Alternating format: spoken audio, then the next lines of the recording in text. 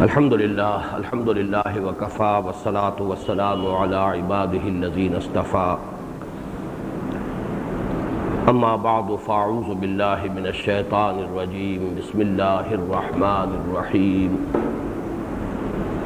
والعصر ان الانسان لفی خسر الا الذین آمنوا وعملوا الصالحات وتواصوا بالحق وتواصوا بالصبر بسم اللہ الرحمن الرحیم ویل لکل ہمزۃ لمزہ الذی جمع مالا وعددہ یحسب ان مالہ اخلدہ کلا لینبذن فی الحطمہ وما ادراک ما الحطمہ نار اللہ الموقدہ التی تطلع علی الافئدہ انہا علیہم مؤصدہ فی عمد ممددہ صدق اللہ العظیم رب اشرح لی صدری ویسر لی امری واحلل عقدۃ من لسانی یفقہوا قولی اللہم ربنا الہمنا رشدنا واعذنا من شرور انفسنا اللہم ارحمنا بالقرآن العظیم واجعلہ لنا اماما ونورا وہدی ورحمہ اللہم ذکرنا منہ ما نسینا وعلمنا منہ ما جہلنا وارزقنا تلاوتہ آناء اللیل وآناء النہار واجعلہ لنا حجتا یا رب العالمین آمین۔ بہت سے احباب کو یاد ہوگا کہ 27 جولائی کے درس میں ارادہ یہ تھا کہ سورۃ العصر اور سورۃ الہمزہ دونوں کا مطالعہ مکمل کر لیا جائے،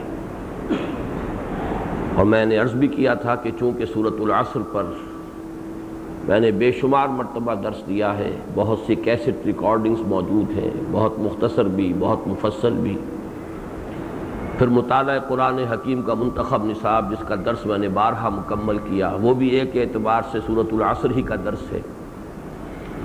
پھر میری 2 تحریریں اس پر موجود ہیں۔ اس لیے خیال یہ تھا کہ میں اجمالاً سورۃ العصر کا بیان کر کے اور اصلاً 27 جولائی کے درس میں سورۃ الہمزہ کا درس دوں گا، لیکن یہ کہ اللہ تعالیٰ کو منظور نہ ہوا اور ہم 2 پورے درس مختص کر چکے ہیں سورۃ العصر کے بیان کے لیے، اور ابھی آج بھی مجھے چند باتیں مزید اس کے بارے میں عرض کرنی ہیں، لیکن آج امید ہے کہ انشاءاللہ ہم سورۃ العصر کا بیان مکمل کر کے پھر سورۃ الہمزہ کا بھی انشاءاللہ مطالعہ مکمل کر لیں گے۔ سورۃ العصر کے بارے میں جو چند باتیں مجھے مزید عرض کرنی ہیں، ان میں سب سے پہلی بات وہ کہ جس پر پچھلی مرتبہ کا بیان ختم ہوا تھا کہ انسان کی نجات کے جن 4 لوازم کا ذکر ہوا ہے سورہ عصر کی آخری آیت میں، الا الذین آمنوا وعملوا الصالحات وتواصوا بالحق وتواصوا بالصبر، یہ چاروں لازم و ملزوم ہیں، بلکہ صحیح بات یہ ہے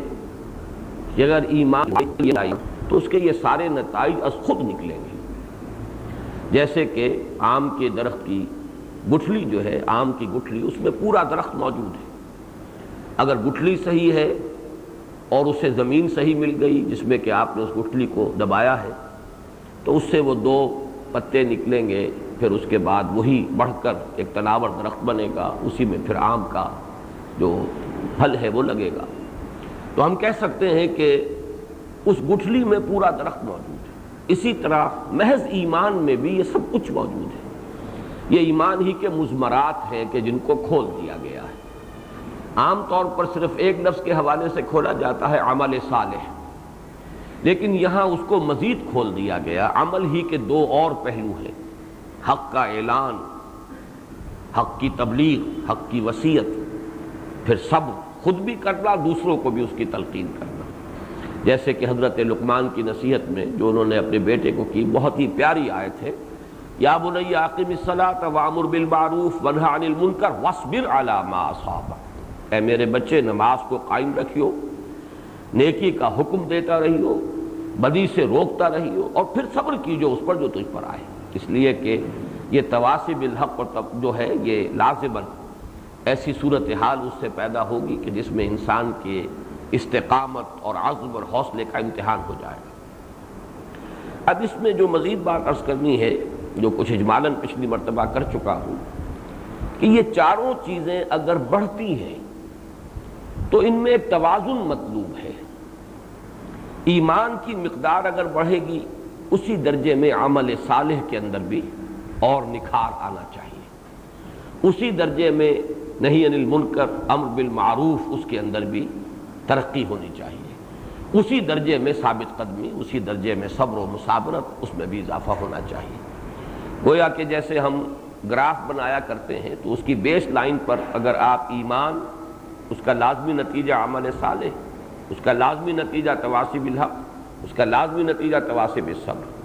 اب آپ ورٹیکل جو اس کا آرم ہے اس پر دیکھیے کہ ایمان اگر بڑھا تو اسی درجے میں عمل صالح بڑھنا چاہیے، اسی درجے میں تواصی بالحق، اسی درجے میں تواصی بالصبر۔ تو اس طریقے سے ایک توازن کے ساتھ ترقی ہو تو یہ تو ہے مطلوب۔ اگرچہ اس میں ایک نقطہ ہے کہ جس کو نوٹ کر لیجئے کہ اللہ تعالیٰ نے طباع مختلف بنائی ہیں۔ جو استاد طبع کا فرق ہے، مزاجوں کا فرق ہے، اس کا تو کسی حد تک لحاظ رکھنا پڑے گا۔ بعض لوگ ہوتے ہیں کہ جن میں غور و فکر کا مادہ زیادہ ہوتا ہے، دروں بین لوگ، انٹروورٹس لوگ، وہ اپنے من میں ڈوب کر پا جا سراغ زندگی، غور و فکر کا مادہ، ان کا زیادہ رجحان ہوگا معرفت کی طرف، علم کی طرف، اور یقیناً ایمان میں ان کی ترقی زیادہ ہوگی، اور اتنا زیادہ معاملہ شاید عمل میں نظر نہ آئے، ہوگا عمل صالح بھی ہوگا، تواصی بالحق بھی ہوگا، تواصی بالصبر بھی ہوگا، لیکن قدر کمی کے ساتھ، اس لیے کہ ان کے مزاج کی افتادی ہے۔ اس کے برعکس کچھ لوگ ہوتے ہیں فعال قسم کے لوگ، ایکسٹروورٹس، بھاگ دوڑ کرنے والے، ملنے جلنے والے، گفتگو کرنے والے، یہ جو لوگ چاق و چوبند ہوتے ہیں، ان کے اندر ہم دیکھیں گے کہ عمل کا پہلو بھی زیادہ ہوگا، تواصی بالحق میں بھی آگے نکلیں گے، تواصی بالصبر بھی ہوگا، شاید وہ معرفت کی گہرائیاں، وہ علم کی اور جو رفتیں ہیں ان سے ان کو اتنی زیادہ مناسبت نہ ہو۔ اس پہلو سے کسی درجے میں کچھ کمی بیشی وہ تو قابل لحاظ ہوگی، اور وہ انسان کی جو اللہ تعالیٰ نے مزاجوں کے اندر فرق رکھا ہے انسانوں کے، اور ان کے افتاد طبع میں جو فرق رکھا ہے جو فطری ہے، اس کو اس حد تک تو انسان کو سمجھنا چاہیے کہ وہ ایک نارمل فینومینن ہے۔ لیکن اگر کوئی گراس امبیلنس ہے، بہت ہی نمایاں قسم کا عدم توازن ہے، کہ فرض کیجئے ایمان اور اپنی ذاتی نیکی جو ہے وہ تو آسمان سے باتیں کر رہی ہے، لیکن حمیت و غیرت حق کا نام و نشان نہیں، اس پر انسان کا خون بھی نہیں کھول رہا کہ ماحول میں کیا ہو رہا ہے۔ اپنی نیکی، اپنی عبادت، اپنی ریاضتیں، اپنا تزکیہ نفس، اس میں تو بہت ہی انسان جو ہے مبالغے تک جا رہا ہے، اس میں شدت ہے، لیکن ماحول میں کیا ہو رہا ہے اس سے کوئی غرض ہی نہیں۔ یہ ایک انتہائی گراس امبیلنس ہے۔ چنانچہ اس کی جو مثال ہے وہ میں چاہتا ہوں کہ جو حدیث نبوی میں آئی ہے، بہت ہی پیاری مثال، اور میں سمجھتا ہوں کہ اس سے زیادہ نمایاں بات ہو نہیں سکتی، اور یہ نبی اکرم صلی اللہ علیہ وسلم کا فرمان ہے، جو کہ افصح العرب ہیں، جن کو اللہ تعالیٰ نے جوامع الکلم سے نوازا ہے۔ حضور فرماتے ہیں کہ اوحی اللہ عز وجل الی جبرائیل علیہ الصلاۃ والسلام ان اقلب مدینہ کذا و کذا باہلھا۔ یہ حدیث بھی میں نے اپنے کتابچے کے آخر میں دی ہوئی ہے۔ حضور فرماتے ہیں کہ اللہ تعالیٰ نے وحی کی حکم دیا حضرت جبرائیل کو کہ فلاں فلاں بستیوں کو اس کے رہنے والوں سمیت الٹ دو، یعنی یہ کہ عذاب استیصال کا حکم ہوا ہے، جیسے قوم لوط کی بستیاں الٹ دی گئیں، یا اور دنیا میں دوسری بستیوں پر اس قسم کے عذاب آئے ہیں، الٹ دو۔ قال فقال، حضور نے ارشاد فرمایا کہ اس پر حضرت جبرائیل علیہ السلام نے بارگاہ خداوندی میں عرض کیا،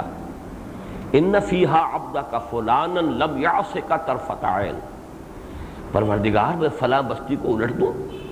اس میں تو تیرا فلاں بندہ بھی ہے جس نے کبھی آنکھ کے ادھر سے ادھر ہو جانے جتنی دیر بھی معصیت میں بسر نہیں کی۔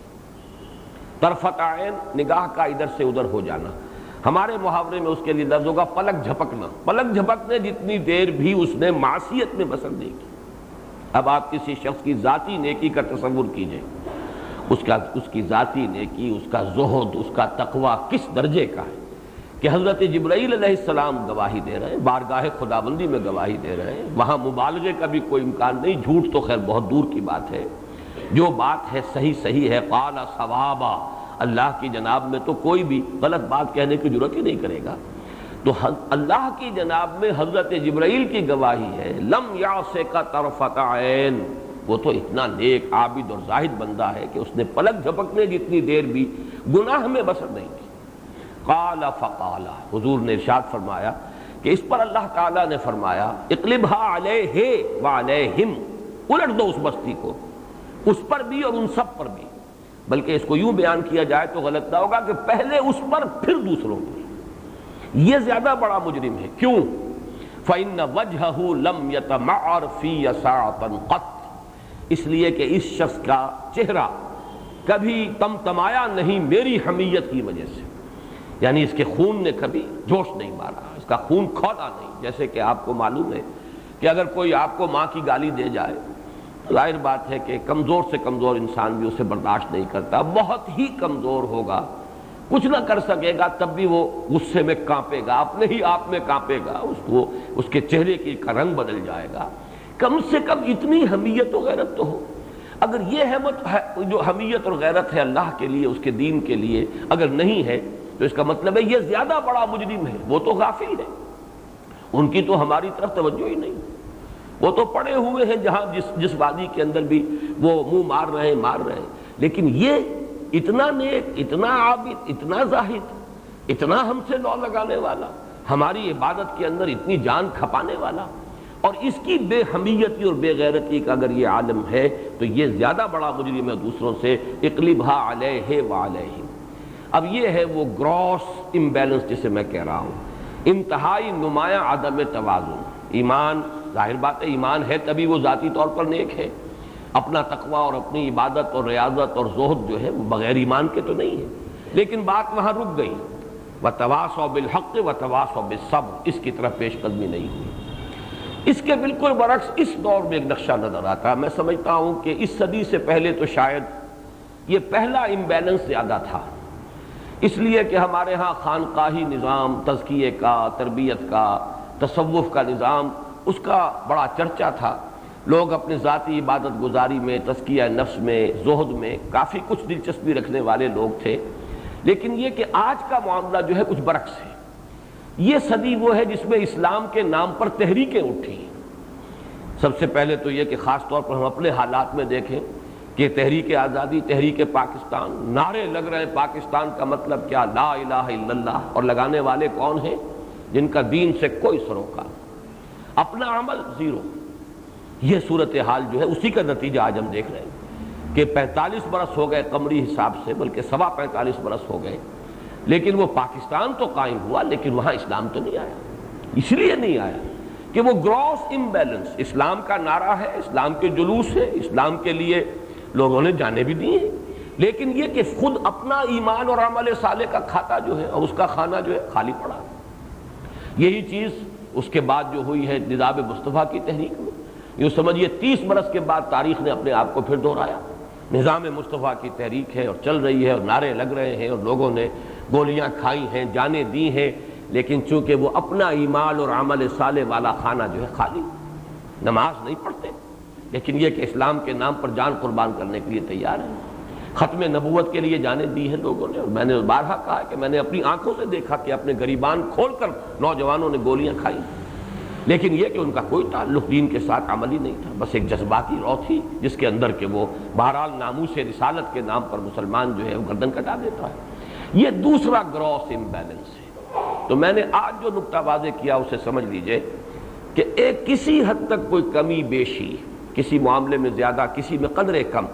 یہ تو یہ کہ ہم اس کو سمجھ سکتے ہیں کہ یہ طباع کا فرق ہوتا ہے، مختلف اللہ تعالیٰ نے مزاج بنائے ہیں،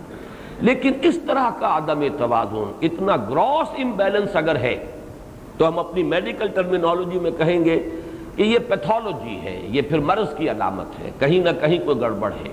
اور آج کے اس دور میں جیسا کہ میں نے عرض کیا، سب سے زیادہ جو ہم جس گراس امبیلنس کا مشاہدہ کر رہے ہیں وہ دوسری قسم کا ہے،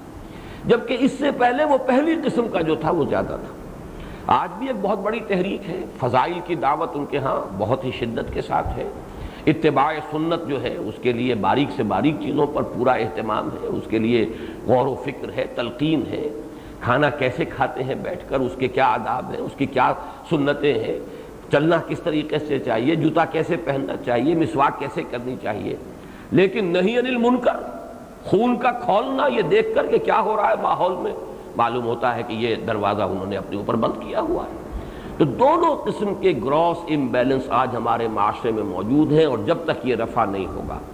کسی درجے میں فرق و تفاوت، میں نے جیسا کہ آج عرض کیا وہ ہے کہ وہ سمجھ میں آنے والی بات ہے، قابل فہم ہے، لیکن اس درجے فرق و تفاوت اور عدم توازن جو ہے وہ یقیناً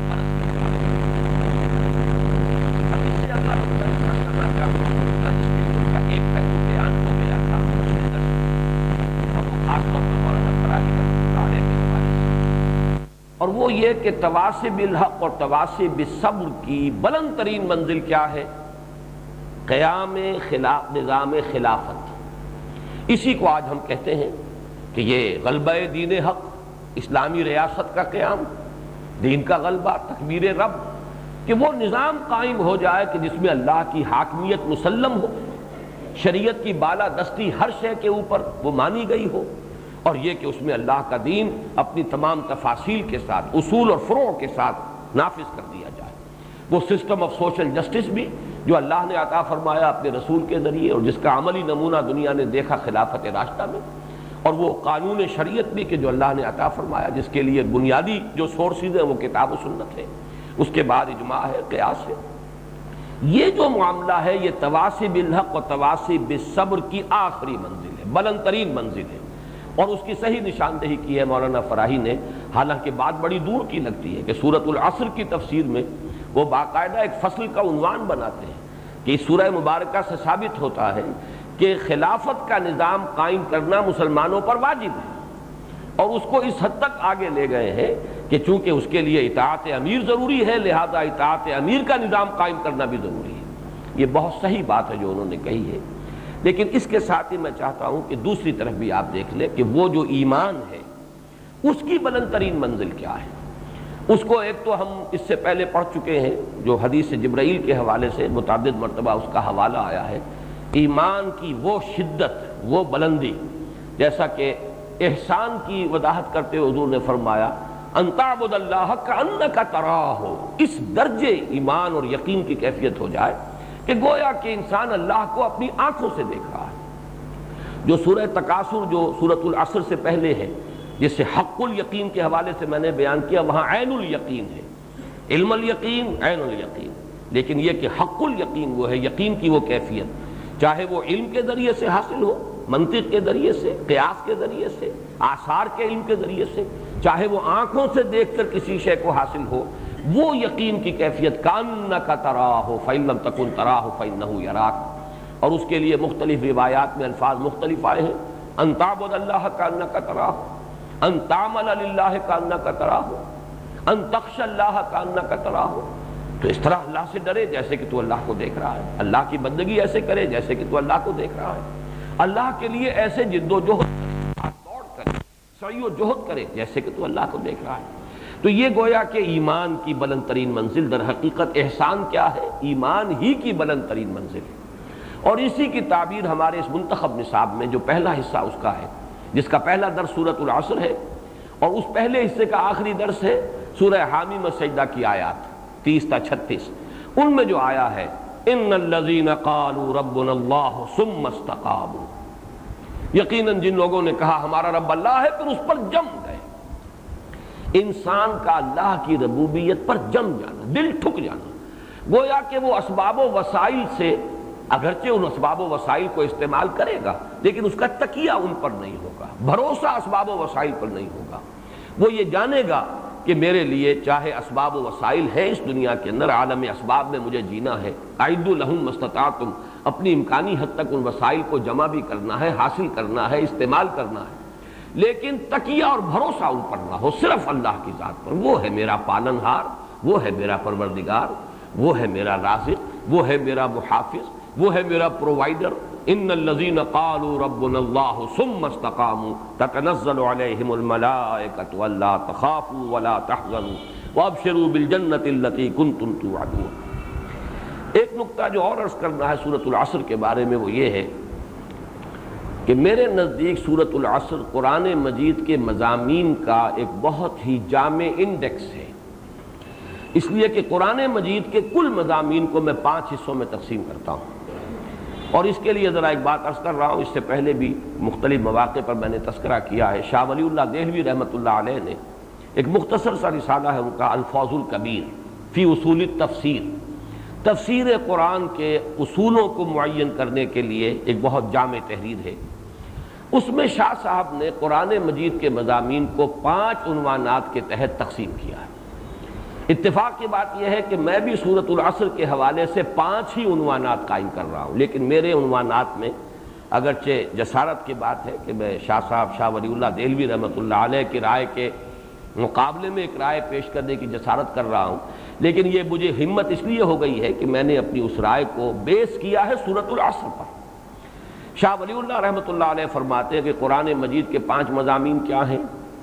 علم الاحکام، یہ کرو یہ نہ کرو، اوامر و نواہی، حلال اور حرام۔ نمبر 2 علم المخاصمہ، کہ آپ کو جھگڑا کرنا ہوگا، آپ کو مناظرہ اور مجادلہ کرنا ہوگا، مشرکین سے بھی کرنا ہوگا، منکرین آخرت سے بھی کرنا ہوگا، منافقین سے بھی کرنا ہوگا، یہود سے کرنا ہوگا، نصارہ سے کرنا ہوگا۔ تو علم المخاصمہ، مختلف جو بھی گمراہ طبقے ہیں اور گمراہ جماعتیں ہیں یا فرقے ہیں یا گروہ ہیں، ان کے ساتھ کیسے جھگڑا جائے، ان کے ساتھ کیسے ان کی بات کو غلط ثابت کیا جائے، اور حقیقت کو کا احقاق کیسے ہو، باطل کا ابطال کیسے ہو۔ پھر 3 انہوں نے تذکیر یعنی یاد دہانی اور نصیحت، اس کے لیے 3 عنوان قائم کیے۔ التذکیر بآلاء اللہ، اللہ کی نعمتوں، اللہ کی قدرت کے مظاہر کے حوالے سے ایمان کی دعوت، تذکیر، نصیحت۔ ایک التذکیر بایام اللہ، اللہ کے وہ دن جن میں اللہ کے بڑے بڑے فیصلے نافذ ہوئے اور پوری قوموں کو تہس نہس کر دیا گیا۔ یہ ایام اللہ قرآن مجید کی اصطلاح ہے۔ وذکرہم بایام اللہ، اے نبی ان کو یاد دہانی کرائیے اللہ کے دنوں کے تذکرے سے۔ تو وہ تذکیر بایام اللہ، وہ دن جن میں قوم نوح ہلاک کی گئی، وہ دن کہ جس دن میں قوم ہود ہلاک کی گئی، وہ ایام کے جن میں قوم ہود جو ہے وہ تو جو آیا ہے سخرھا علیہم 7 لیال و8 ایام حسوما فتری القوم فیہا صرعا کانہم اعجاز نخل خاویہ۔ پھر اسی طریقے سے قوم صالح، اسی طریقے سے قوم لوط، آل فرعون، قوم شعیب، یہ ایام اللہ۔ اور 5واں جو ہے آخری یعنی تیسرا تذکیر کا حصہ، لیکن کل تعداد 5 بن جائے گی، وہ ہے التذکیر بالموت وما بعدہ، موت کے ذریعے سے تذکیر اور جو موت کے بعد حالات پیش آنے والے ہیں ان کے حوالے سے۔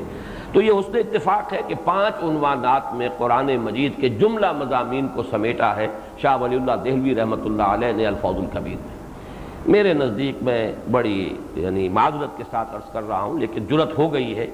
جرأت آموز میری تاب سخن ہے مجھ کو، تو میرے لیے جرأت آموزی جو ہے وہ قرآن مجید کی بنیاد پر کہہ رہا ہوں، اس لیے کہ سورۃ العصر مکمل انڈیکس ہے قرآن مجید کے مضامین کا۔ اس لیے کہ والعصر، زمانہ یہ تیزی سے چلنے والا زمانہ گواہ ہے۔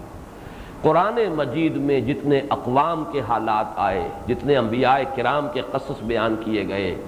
پھر یہ کہ یہ زمانہ جو ہے جیسا کہ میں نے عرض کیا تھا، یہ تو ایک چادر ہے تنی ہوئی ازل سے ابد تک۔ یہ تو اس کائنات کی جو 3 ڈائمنشنل یہ کائنات ہے ہمارے تصور کے مطابق، اس کی 4th ڈائمنشن ہے، تو یہ ازل سے ابد تک ہے۔ جو کچھ ہوا ہے، جو بھی حضرت آدم اور ابلیس کا معاملہ، وہ بھی اس زمانے نے دیکھا ہے، زمانہ اس کا چشمدید گواہ ہے۔ اگر قوم نوح کو ہلاک ہوتے دیکھا ہے اور قوم ہود کو ہلاک ہوتے دیکھا ہے اور قوم صالح کو ہلاک ہوتے دیکھا ہے، تو جو کچھ اس وقت ہوا ہے، جو مکالمہ اللہ کے اور فرشتوں کے مابین ہوا ہے، وَإِذْ قَالَ رَبُّكَ لِلْمَلَائِكَةِ إِنِّي جَاعِلٌ فِي الْأَرْضِ خَلِيفَةً، یہ سب کچھ بھی تو آخر زمانہ جو ہے اس کا چشمدید گواہ ہے، عینی شاہد ہے۔ پھر یہ کہ یہی زمانہ تو ہے جو آخرت کے تک یہ چادر تنی ہوئی ہے، جنت اور دوزخ میں جو کچھ ہونا ہے وہ بھی اس زمانے میں ہونا ہے۔ یہ زمانہ اس کا گویا کہ عینی شاہد ہے۔ می نگریم و می رویم، ہم چل رہے ہیں اور دیکھ رہے ہیں۔ یہ جو ستاروں کے بارے میں کہا علامہ اقبال نے، می نگریم و می رویم، ہم چلتے رہتے ہیں اور دیکھتے رہتے ہیں کیا ہو رہا ہے دنیا میں، تو یہ زمانہ تو در حقیقت چلتا ہے اور سب کچھ دیکھ رہا ہے۔ تو یہ تمام مضامین والعصر میں موجود ہیں۔ اس کے بعد 4 ہی مضمون رہ گئے، یا ایمان کی بحث ہے، نفین بھی اس باتن بھی، ایمان کے خلاف کوئی شے ہے اس کا ابطال کیا گیا ہے، ایمان کے حقائق کا اس بات کیا گیا، اس کے لیے دلائل دیے گئے، شواہد پیش کیے گئے، جس کو کہ شاہ ولی اللہ تذکیر کا نام دے رہے ہیں۔ پھر عمل صالح میں وہ علم الاحکام بھی آ گیا، پھر علم الاخلاق بھی آ گیا، صرف احکام کا معاملہ نہیں ہے۔ انسان کے عمل صالح کی پہلی منزل تو اصل میں وہ انسانی بنیادی اخلاق ہے، سچ بولنا اور وعدہ پورا کرنا اور کمزور پر رحم کھانا، غریب کی مدد کرنا، یہ ساری چیزیں جو بنیادی انسانی اخلاقیات ہیں، یہ تو بیسک مورالٹی ہے۔ مکی صورتوں میں تو آپ کو یہی چیزیں ملتی ہیں، یہ حلال، یہ حرام، یہ فرض، یہ واجب، یہ تو آپ کو مدنی صورتوں میں ملے گا۔ اور مدنی صورتیں جو ہیں وہ 1/3 ہیں قرآن کی، 2/3 مکی صورتیں ہیں۔ ان میں تو یا ایمان کے مضامین ہیں اور یا اخلاق، اور یوں سمجھیے کہ جو عام انسانی اخلاق ہے، جنرل ہیومن مورالٹی۔ اور اس کے بعد پھر تواصی بالحق، اس کی کتنے شعبے ہیں، اس میں دعوت اللہ بھی ہے، ومن احسن قولا ممن دعا الی اللہ، اسی تواصی بالحق میں اللہ کے دین کے غلبے کی جد و جہد بھی ہے۔ سب سے بڑا حق یہ ہے کہ یہ زمین اللہ کی ہے، اس پر اس کی حکومت چلنی چاہیے، اس کا قانون نافذ ہونا چاہیے، اس کی مرضی نافذ ہونی چاہیے۔ اس سے بڑا حق کون سا ہوگا؟ باقی سارے حقوق تو در حقیقت اس کے تابع ہو جائیں گے۔ وہ جو ہم کہتے ہیں محاورے میں کہ ہاتھی کے پاؤں میں سب کے پاؤں،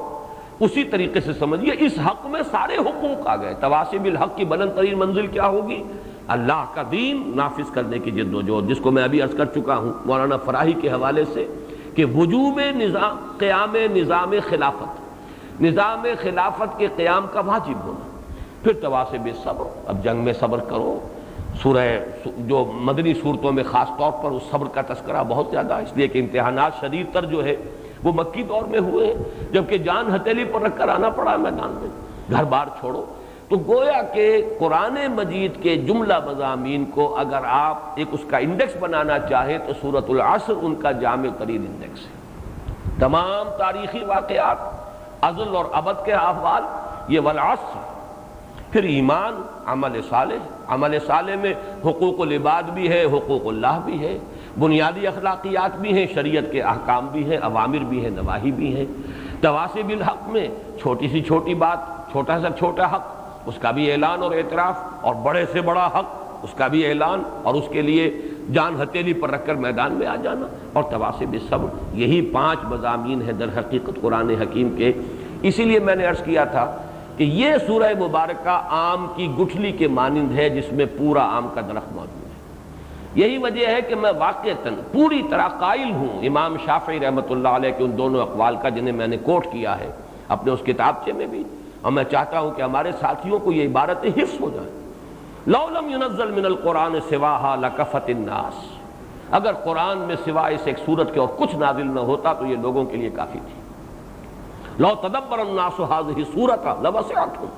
اگر لوگ صرف اس سورت پر تدبر کریں تو یہ ان کے لیے کافی ہو جائے گی۔ کیسے کافی ہو جائے گی اگر یہ تمام قرآن کے مضامین کا احاطہ نہ کر رہی؟ یہ تو در حقیقت سورہ ہود کی جو ابتدائی آیات ہیں ان میں جو بیان کیا گیا کتاب احکمت آیاتہ ثم فصلت من لدن حکیم خبیر، یہ وہ کتاب ہے جس کی آیات پہلے محکم کی گئی، پختہ کی گئی، پھر ان کی تفصیل کی گئی اس ہستی کی طرف سے کہ جو علیم ہے اور خبیر ہے۔ معلوم یہ ہوا کہ یہ سورۃ العصر ہی کی پوری تفصیل ہے قرآن حکیم، اور ہم نے ان دونوں کے مابین اپنی اس قرآنی دعوت کے لیے ایک درمیانی صورت اختیار کی ہے، منتخب نصاب۔ منتخب نصاب کیا ہے؟ پہلے حصے میں سورۃ العصر کے ساتھ 3 اسباق اور جو جامع ہیں، آیہ بر ہے، سورہ لقمان کا دوسرا رکوع ہے، سورہ حمیم السجدہ کی آیات ہیں جن کا بھی میں نے حوالہ دیا۔ دوسرے حصے میں ایمان کے مباحث،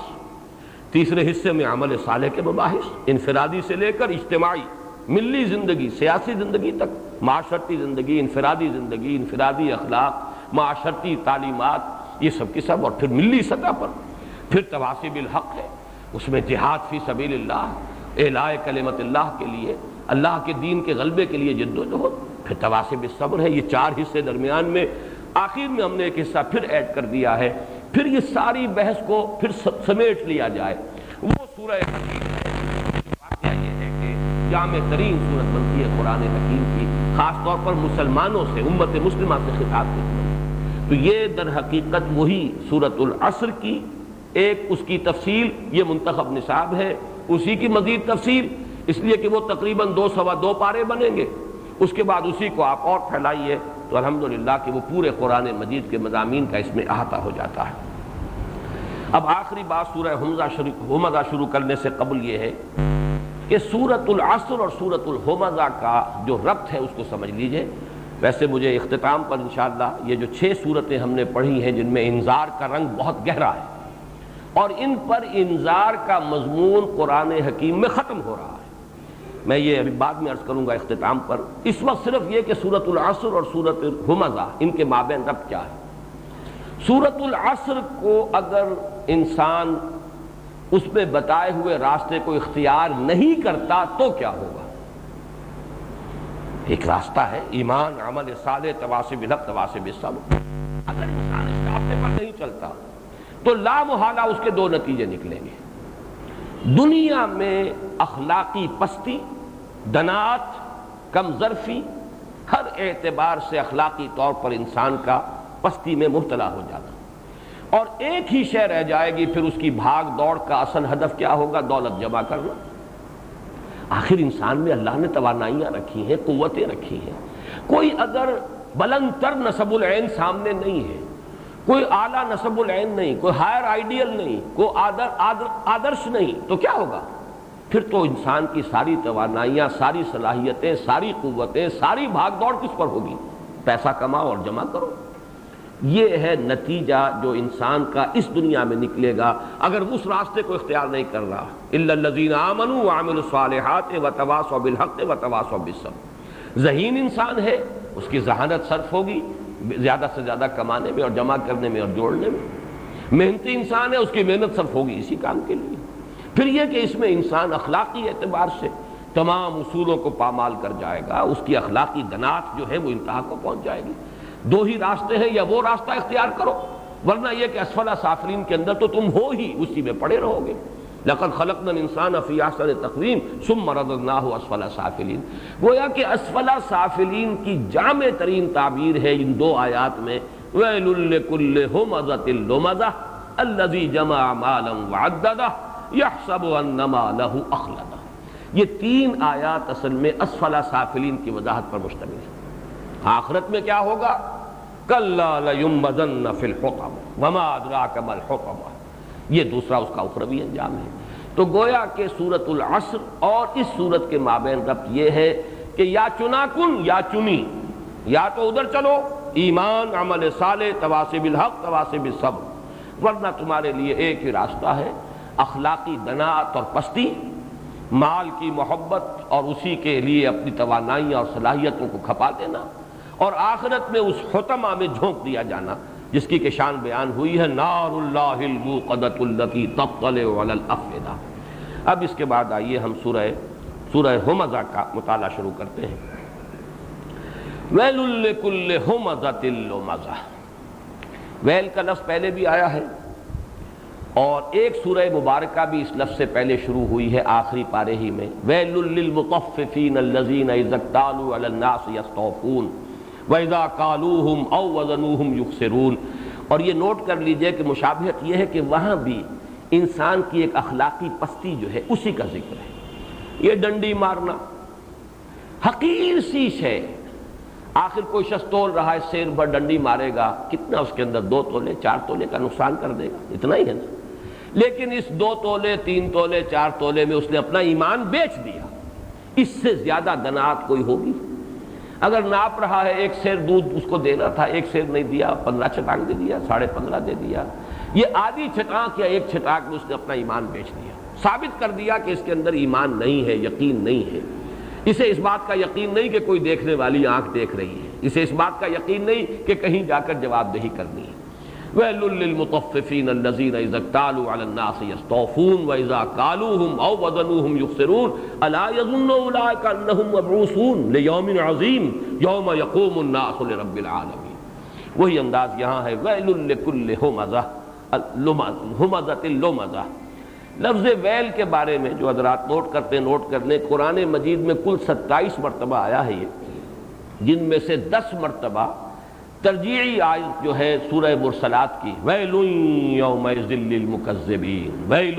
یومئذ للمکذبین، 10 مرتبہ وہاں آیا ہے۔ اس لفظ کی جو ہے جو لغوی بحث یہ ہے کہ وے کا کلمہ ہے عربی زبان میں تعسف کے لیے، حسرت کے لیے. وے لکا، تمہاری شامت، ہائے حسرت تم پر، تمہارا انجام کتنا دردناک انجام تمہارا ہونے والا ہے. تو یہ حسرت، تعسف، یہ در حقیقت اس کے لیے وے ہے.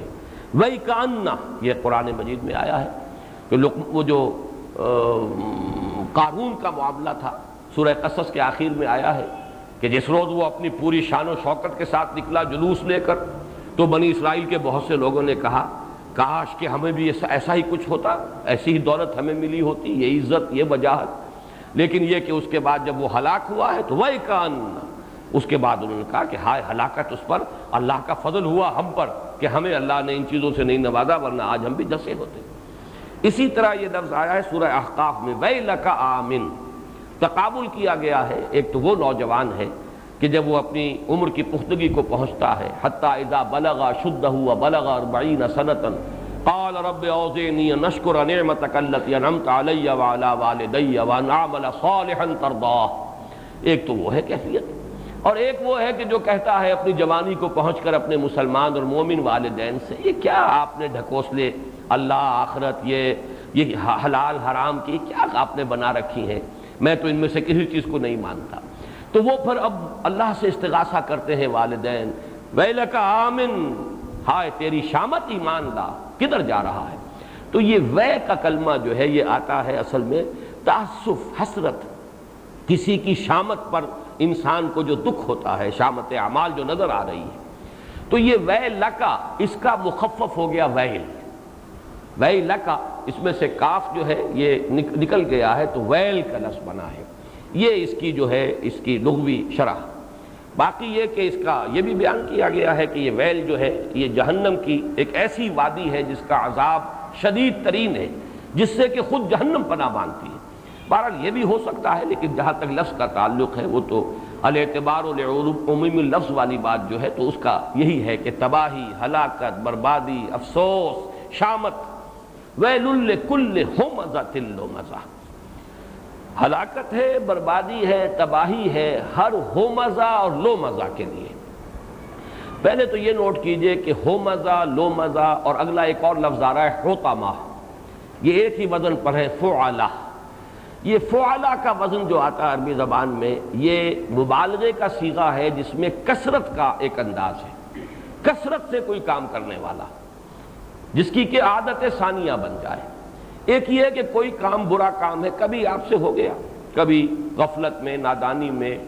کبھی ان گارڈڈ مومنٹس ہوتے ہیں کہ انسان پوری طرح چوکس نہیں ہوتا، جذبات کی رو میں کہیں بہہ گیا. ایک یہ کہ کوئی شے انسان کی عادت ثانیہ بن جائے، اس کے مزاج کا جز بن جائے. یہی انداز ہے اصل میں اس حدیث میں بھی کہ جس میں حضور صلی اللہ علیہ وسلم نے منافق کی 4 نشانیاں بیان کی ہیں، یا 3 نشانیاں، ایک حدیث میں 3 آئی ہے، ایک میں 4 ہیں. لیکن اس میں بھی یہ نہیں ہے کہ بس جس کسی نے جھوٹ بولا وہ منافق ہو گیا، بلکہ یہ کہ جب بولے جھوٹ بولے. اذا حدث کذب واذا وعد اخلف واذا اؤمن خان واذا خاصم فجر. یعنی مزاج یہ بن جائے، طبیعت ثانیہ یہ بن جائے، اس کا انسان خوگر ہو جائے. جب بولے جھوٹ بولے، جب وعدہ کرے خلاف ورزی کرے، جب امین بنایا جائے خیانت کرے، جب کہیں اختلاف ہو جائے، جھگڑا ہو جائے تو فوراً آپے سے باہر ہو جائے، زبان بھی کنٹرول سے باہر گالم گلوچ پر اتر آیا، اور انسان جو ہے وہ ہاتھا پائی پر اتر آیا. یہ ساری علامتیں جو ہیں جن میں یہ 4 علامتیں حضور نے فرمایا وہ کٹر منافق. لیکن یہاں بھی سمجھ لیجئے جن کی کہ یہ عادت ثانیہ بن چکی ہے،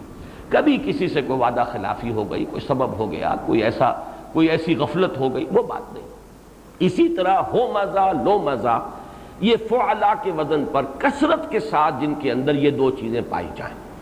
اچھا، اس سے مراد کیا ہے؟ حمز اور لمس، یہ دونوں الفاظ قریب المعنی بھی ہیں، ان کے مفہوم کے معین کرنے میں متضاد آراء بھی ملتی ہیں. امام راضی نے جمع کیا ہے، بہت سے اقوال دیے، لیکن میں صرف 4 اقوال آپ کو سنا رہا ہوں جو انہوں نے نقل کیے ہیں.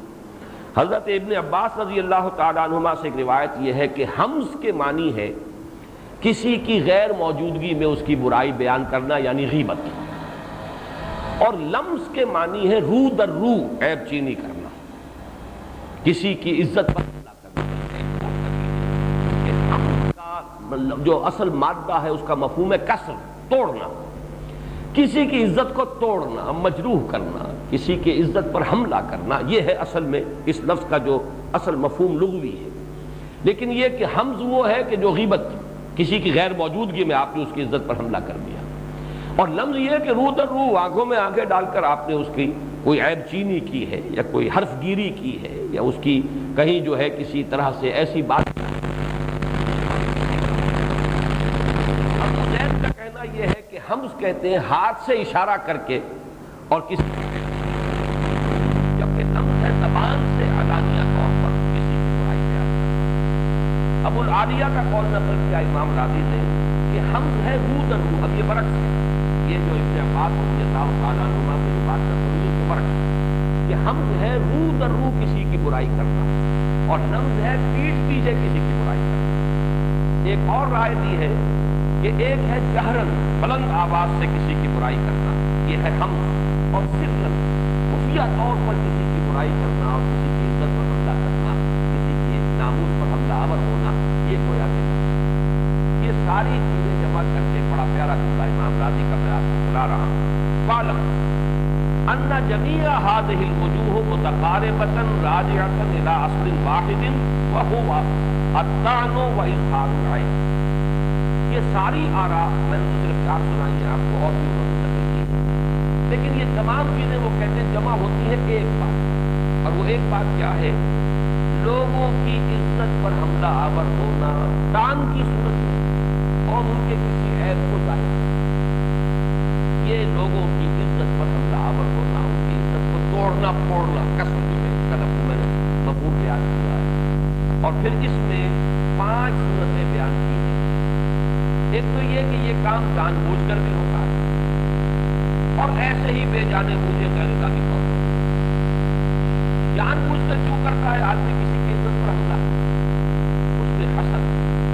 پھر کینہ، حسد اور کینہ اور بغض جو ہے وہ انسان کو آمادہ کرتا ہے کہ دوسرے شخص کی عزت پر حملہ، اور بے جانے بوجھے بھی جیسے تمسخر میں، استہزاء میں، لائٹ موڈ میں، جیسے ہم کہتے ہیں کہ لائٹ موڈ کی بات کی، یہ بھی اگر کوئی ہوتا ہے کسی کی عزت پر حملہ، چاہے شعوری ہو چاہے غیر شعوری ہو، اس کی بنیاد تو تکبر، آدمی اپنے آپ کو کوئی بڑی شے سمجھ رہا ہوتا تبھی کسی کے عیب اس طریقے سے نمایاں کرتا ہے، اپنے آپ کو بہت بلند اور بڑا متقی سمجھتا ہے تبھی کسی کا اگر کوئی اس قسم کا معاملہ ہو گیا ہے کسی اور کسی سے جو تقویٰ کے منافی ہے تو اس کا ڈھنڈورا پیٹے گا، چاہے وہ اس کو رو در رو کر رہا ہو اور چاہے وہ اس کی جو عدم موجودگی میں کر رہا ہو۔ لیکن یہ در حقیقت اگر غیر ارادی طور پر بھی ہو رہا ہے تمسخر و استہزاء کی شکل میں تو تکبر موجود ہے اس کے پیچھے۔ نمبر 2، یہ حاضر کے لیے بھی ہو سکتا ہے، غائب کے لیے بھی ہو سکتا ہے، جیسے کہ آج کل بارہا میں نے سورہ حجرات کا درس دیتے ہوئے عرض کیا ہے کہ آج کل تو سب سے زیادہ لذیذ ڈش جو ہوتی ہے وہ آپ کھانے پر بیٹھے ہوئے ہیں تو جو بھی کھانے جو آپ کے میزبان نے سرو کیے ہیں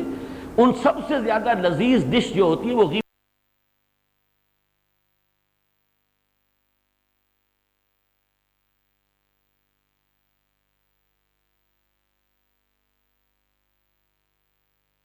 غیبت کی ہوتی ہے، جو موجود نہیں ہے اس کی برائیاں کر رہے ہیں، بس اس میں لذت لے رہے ہیں، لذت نفس ہے، حظ نفس ہے۔ بلکہ اب تو ہمارا معاشرہ اس درجے پستی میں جا چکا ہے کہ اگر 4 آدمی بیٹھے تھے تو کسی 5ویں کی وہ برائی کر رہے تھے، غیبت کر رہے تھے، اور اگر ایک اٹھ کر چلا گیا تو بقیہ 3 اب اس کی برائی کریں گے جو چلا گیا، دوسرا چلا گیا ہے، تیسرا بھی، تو پھر باقی 2 رہے وہ اس کی برائی کریں۔ یہ اس درجے ہماری مزاج کے اندر یہ دنات اور پستی آ چکی ہے۔ تیسری بات یہ کہ یہ لفظاً ہو یا اشارتاً ہو اس میں کوئی فرق واقع نہیں ہوتا، چاہے آپ نے اشارے سے کیا، بسا اوقات کسی پر ایسے اشارہ بازی سے کسی کی طرف دیکھا اور مسکرا دیے، آنکھوں میں آنکھیں ڈالی، کسی اور کی طرف دیکھا اور پھر اپنے کسی ساتھی کی طرف دیکھ کر مسکرا دیے، دیکھو اس کو، اس کا کیا حال ہے۔ یہ بھی در حقیقت تمام چیزیں جو ہے یہ انسان کی عزت نفس کے اوپر حملہ کرنے والی ہیں۔ اور پھر یہ کہ یہ انسان کے دین و اخلاق کے بارے میں بھی ہو سکتا ہے اور اس کی شکل و صورت وضاقتہ اس کے اوپر بھی ہو سکتا ہے۔ دین و اخلاق کے معاملے میں کہیں کوئی آپ نے طعن کیا، کوئی استہزاء کیا، اس کا کوئی عیب ظاہر کیا، یا یہ کہ اس کی شکل و صورت ہے، اس کی وضاقتہ ہے، کوئی اور اس طرح کے معاملات ہیں، ان تمام کو پھر امام راضی لکھتے ہیں وَكُلُّ ذَلِكَ دَاخِلٌ تَحْتَ النَّهْيِ وَالزَّجْرِ، یہ تمام چیزیں اس نہی اور زجر میں داخل ہیں جو یہاں پہ وَيْلٌ لِكُلِّ هُمَزَةٍ لُمَزَةٍ، یہ جو بہت ہی جامع الفاظ آئے ہیں۔ علامہ آلوسی نے اس کو اس طرح بیان کیا ہے کہ الحمز الکسر واللمز الطعن، کسر کہتے ہیں توڑنے کو، کسی کی عزت پر حملہ کرنا، اس کی عزت کو مجروح کرنا، اور لمز تانا دینا کسی کو، تانا عام طور پر رو در رو ہوتا ہے۔ گویا کہ جو حضرت ابن عباس رضی اللہ تعالیٰ عنہما کی رائے ہے اسی کو امام آلوسی نے اختیار کیا ہے۔ پھر یہ کہ اس میں ویل لکل ہمزۃ لمزہ میں ایک رائے تو یہ ہے کہ معین کوئی شخص یہاں مراد ہے، اور معین اشخاص جو ہیں، ہم جو صورتیں پڑھتے چلے آ رہے ہیں سورہ نون میں بھی، پھر سورہ مدثر میں بھی ولید بن مغیرہ کا تذکرہ قرآن مجید میں بار بار ہوا ہے، اور سورہ نون میں یہ تمام الفاظ اس کے لیے آئے ہیں وَلَا تُطِعْ كُلَّ حَلَّافٍ مَّهِينٍ حَمَّازٍ مَّشَّاءٍ بِنَمِيمٍ مَّنَّاعٍ لِّلْخَيْرِ مُعْتَدٍ أَثِيمٍ عُتُلٍّ بَعْدَ ذَلِكَ زَنِيمٍ۔ تو یہ جو اس کی تمام اس کی جو سیرت کا ایک نقشہ کھینچ دیا گیا ہے، یہ تمام عیب اس کے اندر موجود تھی۔ اخنس ابن شریق بھی حضور کے مخالفین میں سے کچھ اسی کردار کا اور اسی طرح کی شخصیت کا حامل شخص تھا، لیکن یہ کہ تقریباً اجماع مفسرین کا یہ ہے کہ یہاں کوئی معین شخص مراد نہیں ہے، بلکہ یہ تو اصل میں دنات، انسان کی کم ظرفی کی ایک کیفیت ہے کہ جو پیدا ہو جاتی ہے۔ جب اعلیٰ نسب العین نہیں ہوگا تو کہیں تو آپ کی کا وقت لگے گا نا، آخر کسی کام میں آپ کی توجہات کسی کام میں تو صرف ہوں گی۔ اگر کوئی اعلیٰ مقصد نہیں، اس کے لیے جد و جہد نہیں، تو کہیں نہ کہیں پستی کے اندر گریں گے، اور یہ پستی جو ہے انسان کی کم ظرفی اور دنات طبع کا سب سے بڑا مظہر یہ ہے کہ انسان دوسروں کی عزت پر حملہ آور ہو۔ اس کے ضمن میں آپ کو ایک بڑا پیارا شعر ہے جگر مراد آبادی کا، وہ نظم ان کی ویسے تو پوری نظم ہی بہت عمدہ، بیدار عزائم ہوتے ہیں، اسرار نمایاں ہوتے ہیں، جتنے وہ ستم فرماتے ہیں سب عشق پہ ایسا ہوتے ہیں، اور جو حق کی خاطر جیتے ہیں مرنے سے کہیں ڈرتے ہیں جگر، جب وقت شہادت آتا ہے دل سینوں میں رقصاں ہوتے ہیں۔ اسی میں ایک بڑا پیارا شعر ہے کہ رندوں نے جو چھیڑا زاہد کو، ساقی نے کہا کس طنز سے آج، اوروں کی وہ عظمت کیا جانے کم ظرف جو انسان ہوتے ہیں۔ میں سمجھتا ہوں کہ یہ دوسرا مصرع جو ہے یہ بالکل صحیح تعبیر کر رہا ہے، ہمزہ لمزہ، ویل لکل ہمزۃ لمزہ، اوروں کی وہ عظمت کیا جانے کم ظرف جو انسان ہوتے ہیں۔ ایک انسان اگر خود صاحب ظرف ہے، دوسرے کی بھلائی پر نگاہ رکھے گا، دوسرے کے خیر کو دیکھے گا، اس کا ذکر کہیں خیر سے کرے گا، لیکن جس شخص کی اپنی جو ہے جیسے کہ مکھی جو ہے گندگی پر بیٹھتی ہے، اسے تو تلاش رہتی ہے نجاست کی اور گندگی کی، وہ تو وہیں جائے گی، اسی طرح جن کی اپنی شخصیت کے اندر یہ دنات اور پستی آ جاتی ہے، وہ پھر لوگوں کی عیب چینی، عیب جوئی، عیب چینی، ان کے اوپر کسی نہ کسی طریقے سے نکتہ چینی کرنا، حرف گیری کرنا، یہ ان کا محبوب مشغلہ بن جاتا ہے۔ وَيْلٌ لِّكُلِّ هُمَزَةٍ الَّذِي جَمَعَ مَالًا وَعَدَّدَهُ۔ اب دیکھیے دوسری بات، جیسا کہ میں پہلے ہی عرض کر چکا ہوں، یہ تو ہے ان کی دناعت طبع اور ان کی پستی اخلاق جس کا تذکرہ کیا گیا، ہمزہ اور لومزہ کے الفاظ میں، لیکن اب ہے ان کی جد و جہد۔ آخر انسان کو اللہ نے توانائی دی ہے، سعی و جہد کی صلاحیتیں دی ہیں، کہیں نہ کہیں تو وہ لگے گی، کوئی تو پرسوٹس ہوں گے اس کے، کوئی تو اس کا مقصود ہوگا، کوئی تو نصب العین ہوگا، کسی چیز کے لیے تو بھاگ دوڑ کر رہا ہے۔ لیکن یہ ہے کہ اگر وہ تواصی بالحق اور تواصی بالصبر، اگر حق کی حمیت و غیرت اگر انسان میں نہیں پیدا ہوئی، اگر شرافت اور مروت کے حق کو پھیلانا ہے اور پہنچانا ہے نوع انسانی تک، اس میں نہیں لگیں گی تو پھر توانائی کہاں لگے گی؟ الذی جمع مالا وعددہ، پھر تو انسان کی تمام سعی و جہد، بھاگ دوڑ، اس کی محنت، راتوں کو جاگے گا، دن میں خون پسینہ ایک کرے گا، کس کے لیے؟ الذی جمع مالا وعددہ، مال جمع کرے گا، اس کو گنتا رہے گا۔ یہ گنتا رہنا، بار بار گننا، اندازہ ہونا اب میں کہاں کھڑا ہوں، اب میرے ایسٹس کتنے ہیں، بیلنس شیٹ دیکھ رہا ہے، ہاں اب ہمارے فکسڈ ایسٹس اتنے بڑھ گئے ہیں اور ہماری لیکوڈیٹی جو ہے وہ اتنی زیادہ ہو گئی ہے، وغیرہ وغیرہ۔ یہ ہے وہ ذہنیت، دو چیزوں سے مرکب ایک پوری انسانی شخصیت کا حیول آ گیا۔ اس کی پستی طبع اس درجے کہ مکھی کی طرح گندگی پر بیٹھے گا، اور انسانوں کی عزت پر حملہ آور ہونا اس کا محبوب مشغلہ بن جائے گا۔ اور نمبر دو، اس کی سعی و جہد، بھاگ دوڑ، الذی جمع مالا وعددا، مال جمع کرے گا اور اس کو گنے گا، گنتی کرے گا، حساب کرتا رہے گا، اسی سے اس کی دل کی کلی کھلے گی، اسی سے خوشی اس کو حاصل ہوگی، مسرت حاصل ہوگی تو اس سے ہوگی کہ اب میرے پاس اتنا مال جمع ہو گیا، میرے ایسٹس اتنے بڑھ گئے۔ تیسری آیت جو ہے یہ ایک بڑی گہری نفسیاتی حقیقت کو بیان کر رہی ہے، جیسا کہ میں نے عرض کیا سورۃ التکاثر، الہاکم التکاثر، بڑی گہری نفسیاتی حقیقت ہے۔ اسی طرح جیسے کہ میں عرض کر چکا ہوں سورۃ العادیات، اس میں بھی وہ نفسیاتی کیفیت بیان ہوئی ہے، ناشکرا پن انسان کا، وہ گھوڑے ہی کو دیکھے کہ کس طرح وہ اس کی وفاداری جو ہے اس میں اپنی جان دے دیتا ہے، تو انسان کو اندازہ ہو جائے گا کہ واقعتاً انسان اپنے رب کا بہت ہی ناشکرا ہے۔ ان الانسان لربہ لکنود، یہ تیسری حقیقت ہے نفسیاتی جو یہاں آ رہی ہے۔ دولت سے اتنی انسان کو محبت کیوں ہو جاتی ہے؟ دولت کے ساتھ اتنا قلبی تعلق کیوں ہو جاتا ہے؟ دولت کا انسان اتنا پجاری کیوں بن جاتا ہے؟ یحسب ان مالہ اخلدہ، وہ سمجھتا ہے کہ اس کا مال اسے ہمیشگی عطا کر دے گا، یا اس کے مال نے اسے ہمیشگی عطا کر دی۔ انسان کی جو نفسیات ہیں اس میں ایک بڑی دبی ہوئی خواہش ہے، ہر انسان کو معلوم ہے مجھے مرنا ہے، ایک وقت آئے گا میں نہیں ہوں گا، لیکن انسان کے اندر خلود کا ایک جذبہ ہے، رہنا چاہتا ہے باقی۔ یہ جو باقی رہنے کا جذبہ ہے، یہی آپ دیکھیے کہ انسان کی اندر جو اولاد کی طلب ہے وہ اسی لیے ہے۔ یہ کنٹینیوٹی ہے انسان کے وجود کی، یہ ریپروڈکشن، بقائے نسل، اس سے میرا نام زندہ رہے گا۔ یہی وجہ ہے کہ ہمارے ہاں اولاد نرینہ کی خواہش زیادہ ہوتی ہے، کہ اس لیے کہ نام تو آدمی کا چلتا ہے تو بیٹے سے چلتا ہے، انسان کا نسب جو ہے وہ تو باپ دادا کا معاملہ جو ہے وہ تو اولاد جو نرینہ ہے اس سے چلتی ہے۔ اسی لیے یہ انتہائی، اور یہی دلیل قرآن نے استعمال کی ہے کہ اللہ تعالیٰ کے شایان شان ہی نہیں ہے،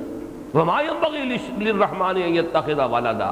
اللہ کے تو شایان شان ہی نہیں ہے کہ وہ کسی کو بیٹا بنائے، اس کی ضرورت تو تمہیں ہے، تمہیں موت آنی ہے، تمہیں معلوم ہے کہ تمہیں ختم ہو جانا ہے، ایک وقت آئے گا کہ تم نہیں ہوگے، جہاں پیشتر کے بانگ برآید فلاں نہ مان، آج نہیں رہا وہ جو کل تک تھا اب نہیں ہے، فلاں نہ مان، وہ وقت جب آئے گا میری اولاد ہوگی، میرا بیٹا ہوگا، میرا نام چلے گا۔ یہ بھی در حقیقت وہی خلود کہ بقا ہو، انسان کو حاصل ہو، اس کا نام جو ہے باقی رہے، اس کا ایک سیٹسفیکشن اور اس کی جو ایک تسکین حاصل ہوتی ہے وہ حاصل ہوتی ہے اس جذبے سے کہ اس کا ایک نسلی تسلسل برقرار رہے۔ یہی جذبہ ہے کہ جو مال کے جمع کر کے اور پھر اس کے مختلف اس کے مظاہر ہوتے ہیں، بڑی بڑی عمارتیں انسان بناتا ہے، یہ یادگار رہے گی، میرے نام کے حوالے سے یاد کیا جائے گا، یہ پیرامڈز، یہ اتنے بڑے بڑے مقبرے بنا دیے گئے، کس لیے؟ نام یاد رہے کہ فلاں شہنشاہ اور فلاں فرعون اس کی یہ عظمت تھی، یہ تاج محل یاد رہے، محبت جو ہے شاہ جہاں کو جو اپنی بیگم سے تھی وہ محبت جو ہے اس کا دنیا میں تذکرہ باقی رہے، یہ خلود ہی کا وہ جذبہ ہے۔ چنانچہ اس کے لیے میں اس وقت ایک تو آپ کو قرآن مجید ہی کا ایک دوسرا مقام ہے اس کی طرف حوالہ دے رہا ہوں۔ یہ سورہ شعراء میں آیات آئی ہیں، اتبنون بکل ریع آیۃ تعبثون وتتخذون مصانع لعلکم تخلدون۔ یہ حضرت ہود علیہ السلام نے جو اپنی قوم کو ملامت کی تھی، قوم عاد کو، انہوں نے بڑے اونچے اونچے ستون بنائے تھے، ارم ذات العماد التي لم يخلق مثلها في البلاد، وہ انہوں نے بڑی بڑی عمارتیں بنائی تھی، اور اس میں یہ کہ ہر اونچان کے اوپر، جیسے کہیں اشوک کی لاٹیں آپ دیکھتے ہیں، لاٹ کھڑی ہے ہر اونچی اونچی جگہ پر، اگرچہ بہرحال اس نے تو اسے استعمال کیا تھا اپنی اخلاقی تعلیمات، اپنے فلسفے کو دنیا میں پھیلانے کے لیے، باقی رکھنے کے لیے، لیکن یہ بڑی بڑی یادگاریں جو تعمیر ہوتی کس لیے ہوتی؟ اتبنون بکل ریع آیۃ تعبثون، بیکار، بے مقصد، ہر اونچی جگہ پر ایک بہت بڑی نشانی کھڑی کر دی۔ اور یہ حسن اتفاق کہیں، سوء اتفاق کہیں کہ آج جب ہم اس مضمون پر آئے ہیں،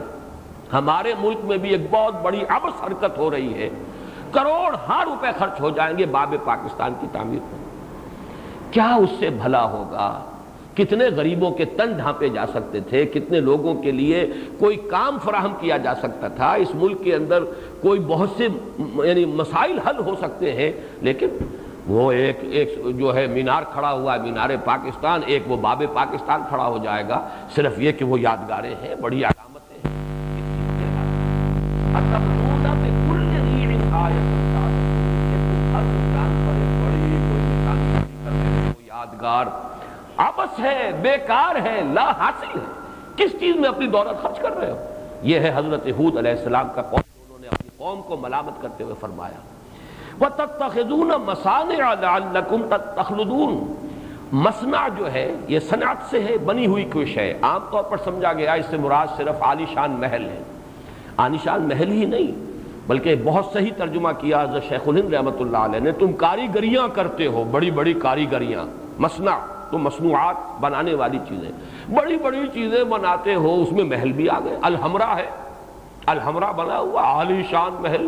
لیکن یہ کہ وہ الحمرا میں رہنے والے تو نہیں رہے، صرف یہ کہ ان کے حوالے سے ان کا نام ہے وہ باقی رہ گیا ہے۔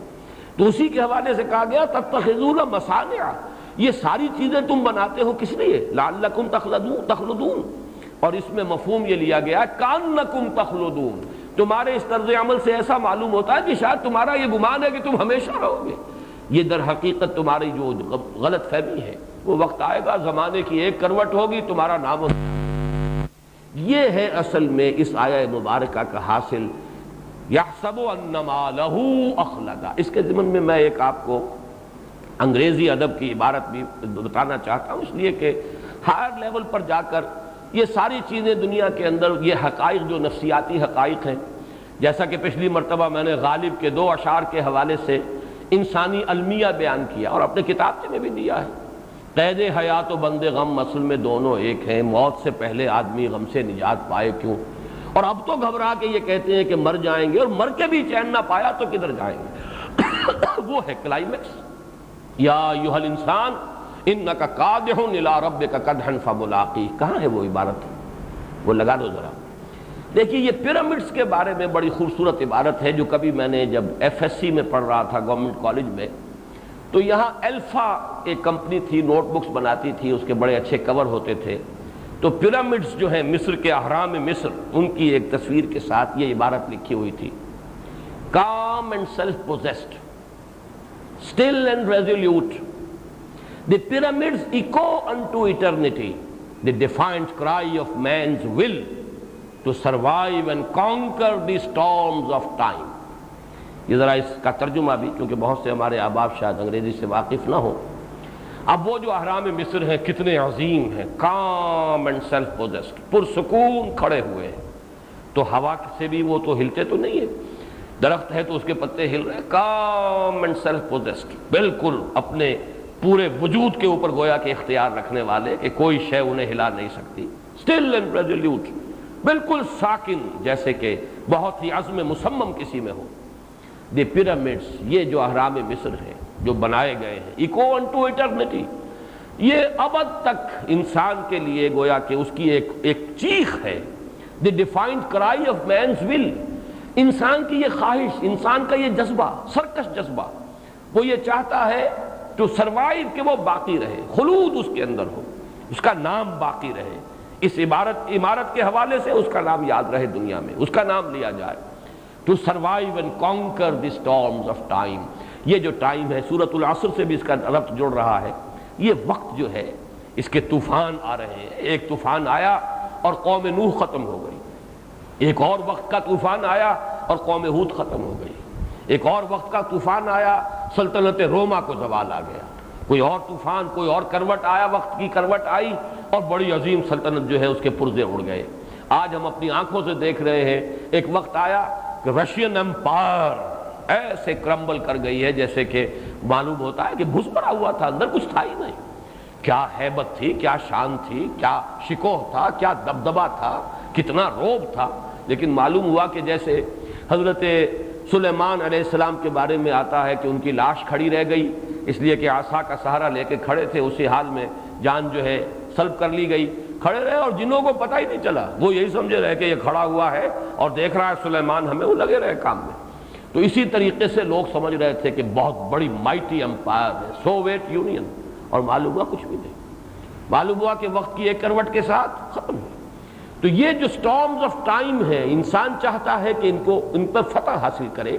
اور وہ نیست و نابود ہو کر نہ رہ جائے، اس کا کوئی نہ کوئی نام دنیا میں باقی رہے، اس کے لیے یہ عمارتیں بنائی جاتی ہیں۔ اب دیکھیے کس قدر خوبصورت وہ دو آیات، اَتَبْنُونَ بِكُلِّ رِیعٍ آیَةً تَعْبَثُونَ، یہ تم ہر اونچی جگہ پر ایک نشانی، اور برا نہ مانے کچھ حضرات، میرے سامنے تو نقشہ آ رہا ہے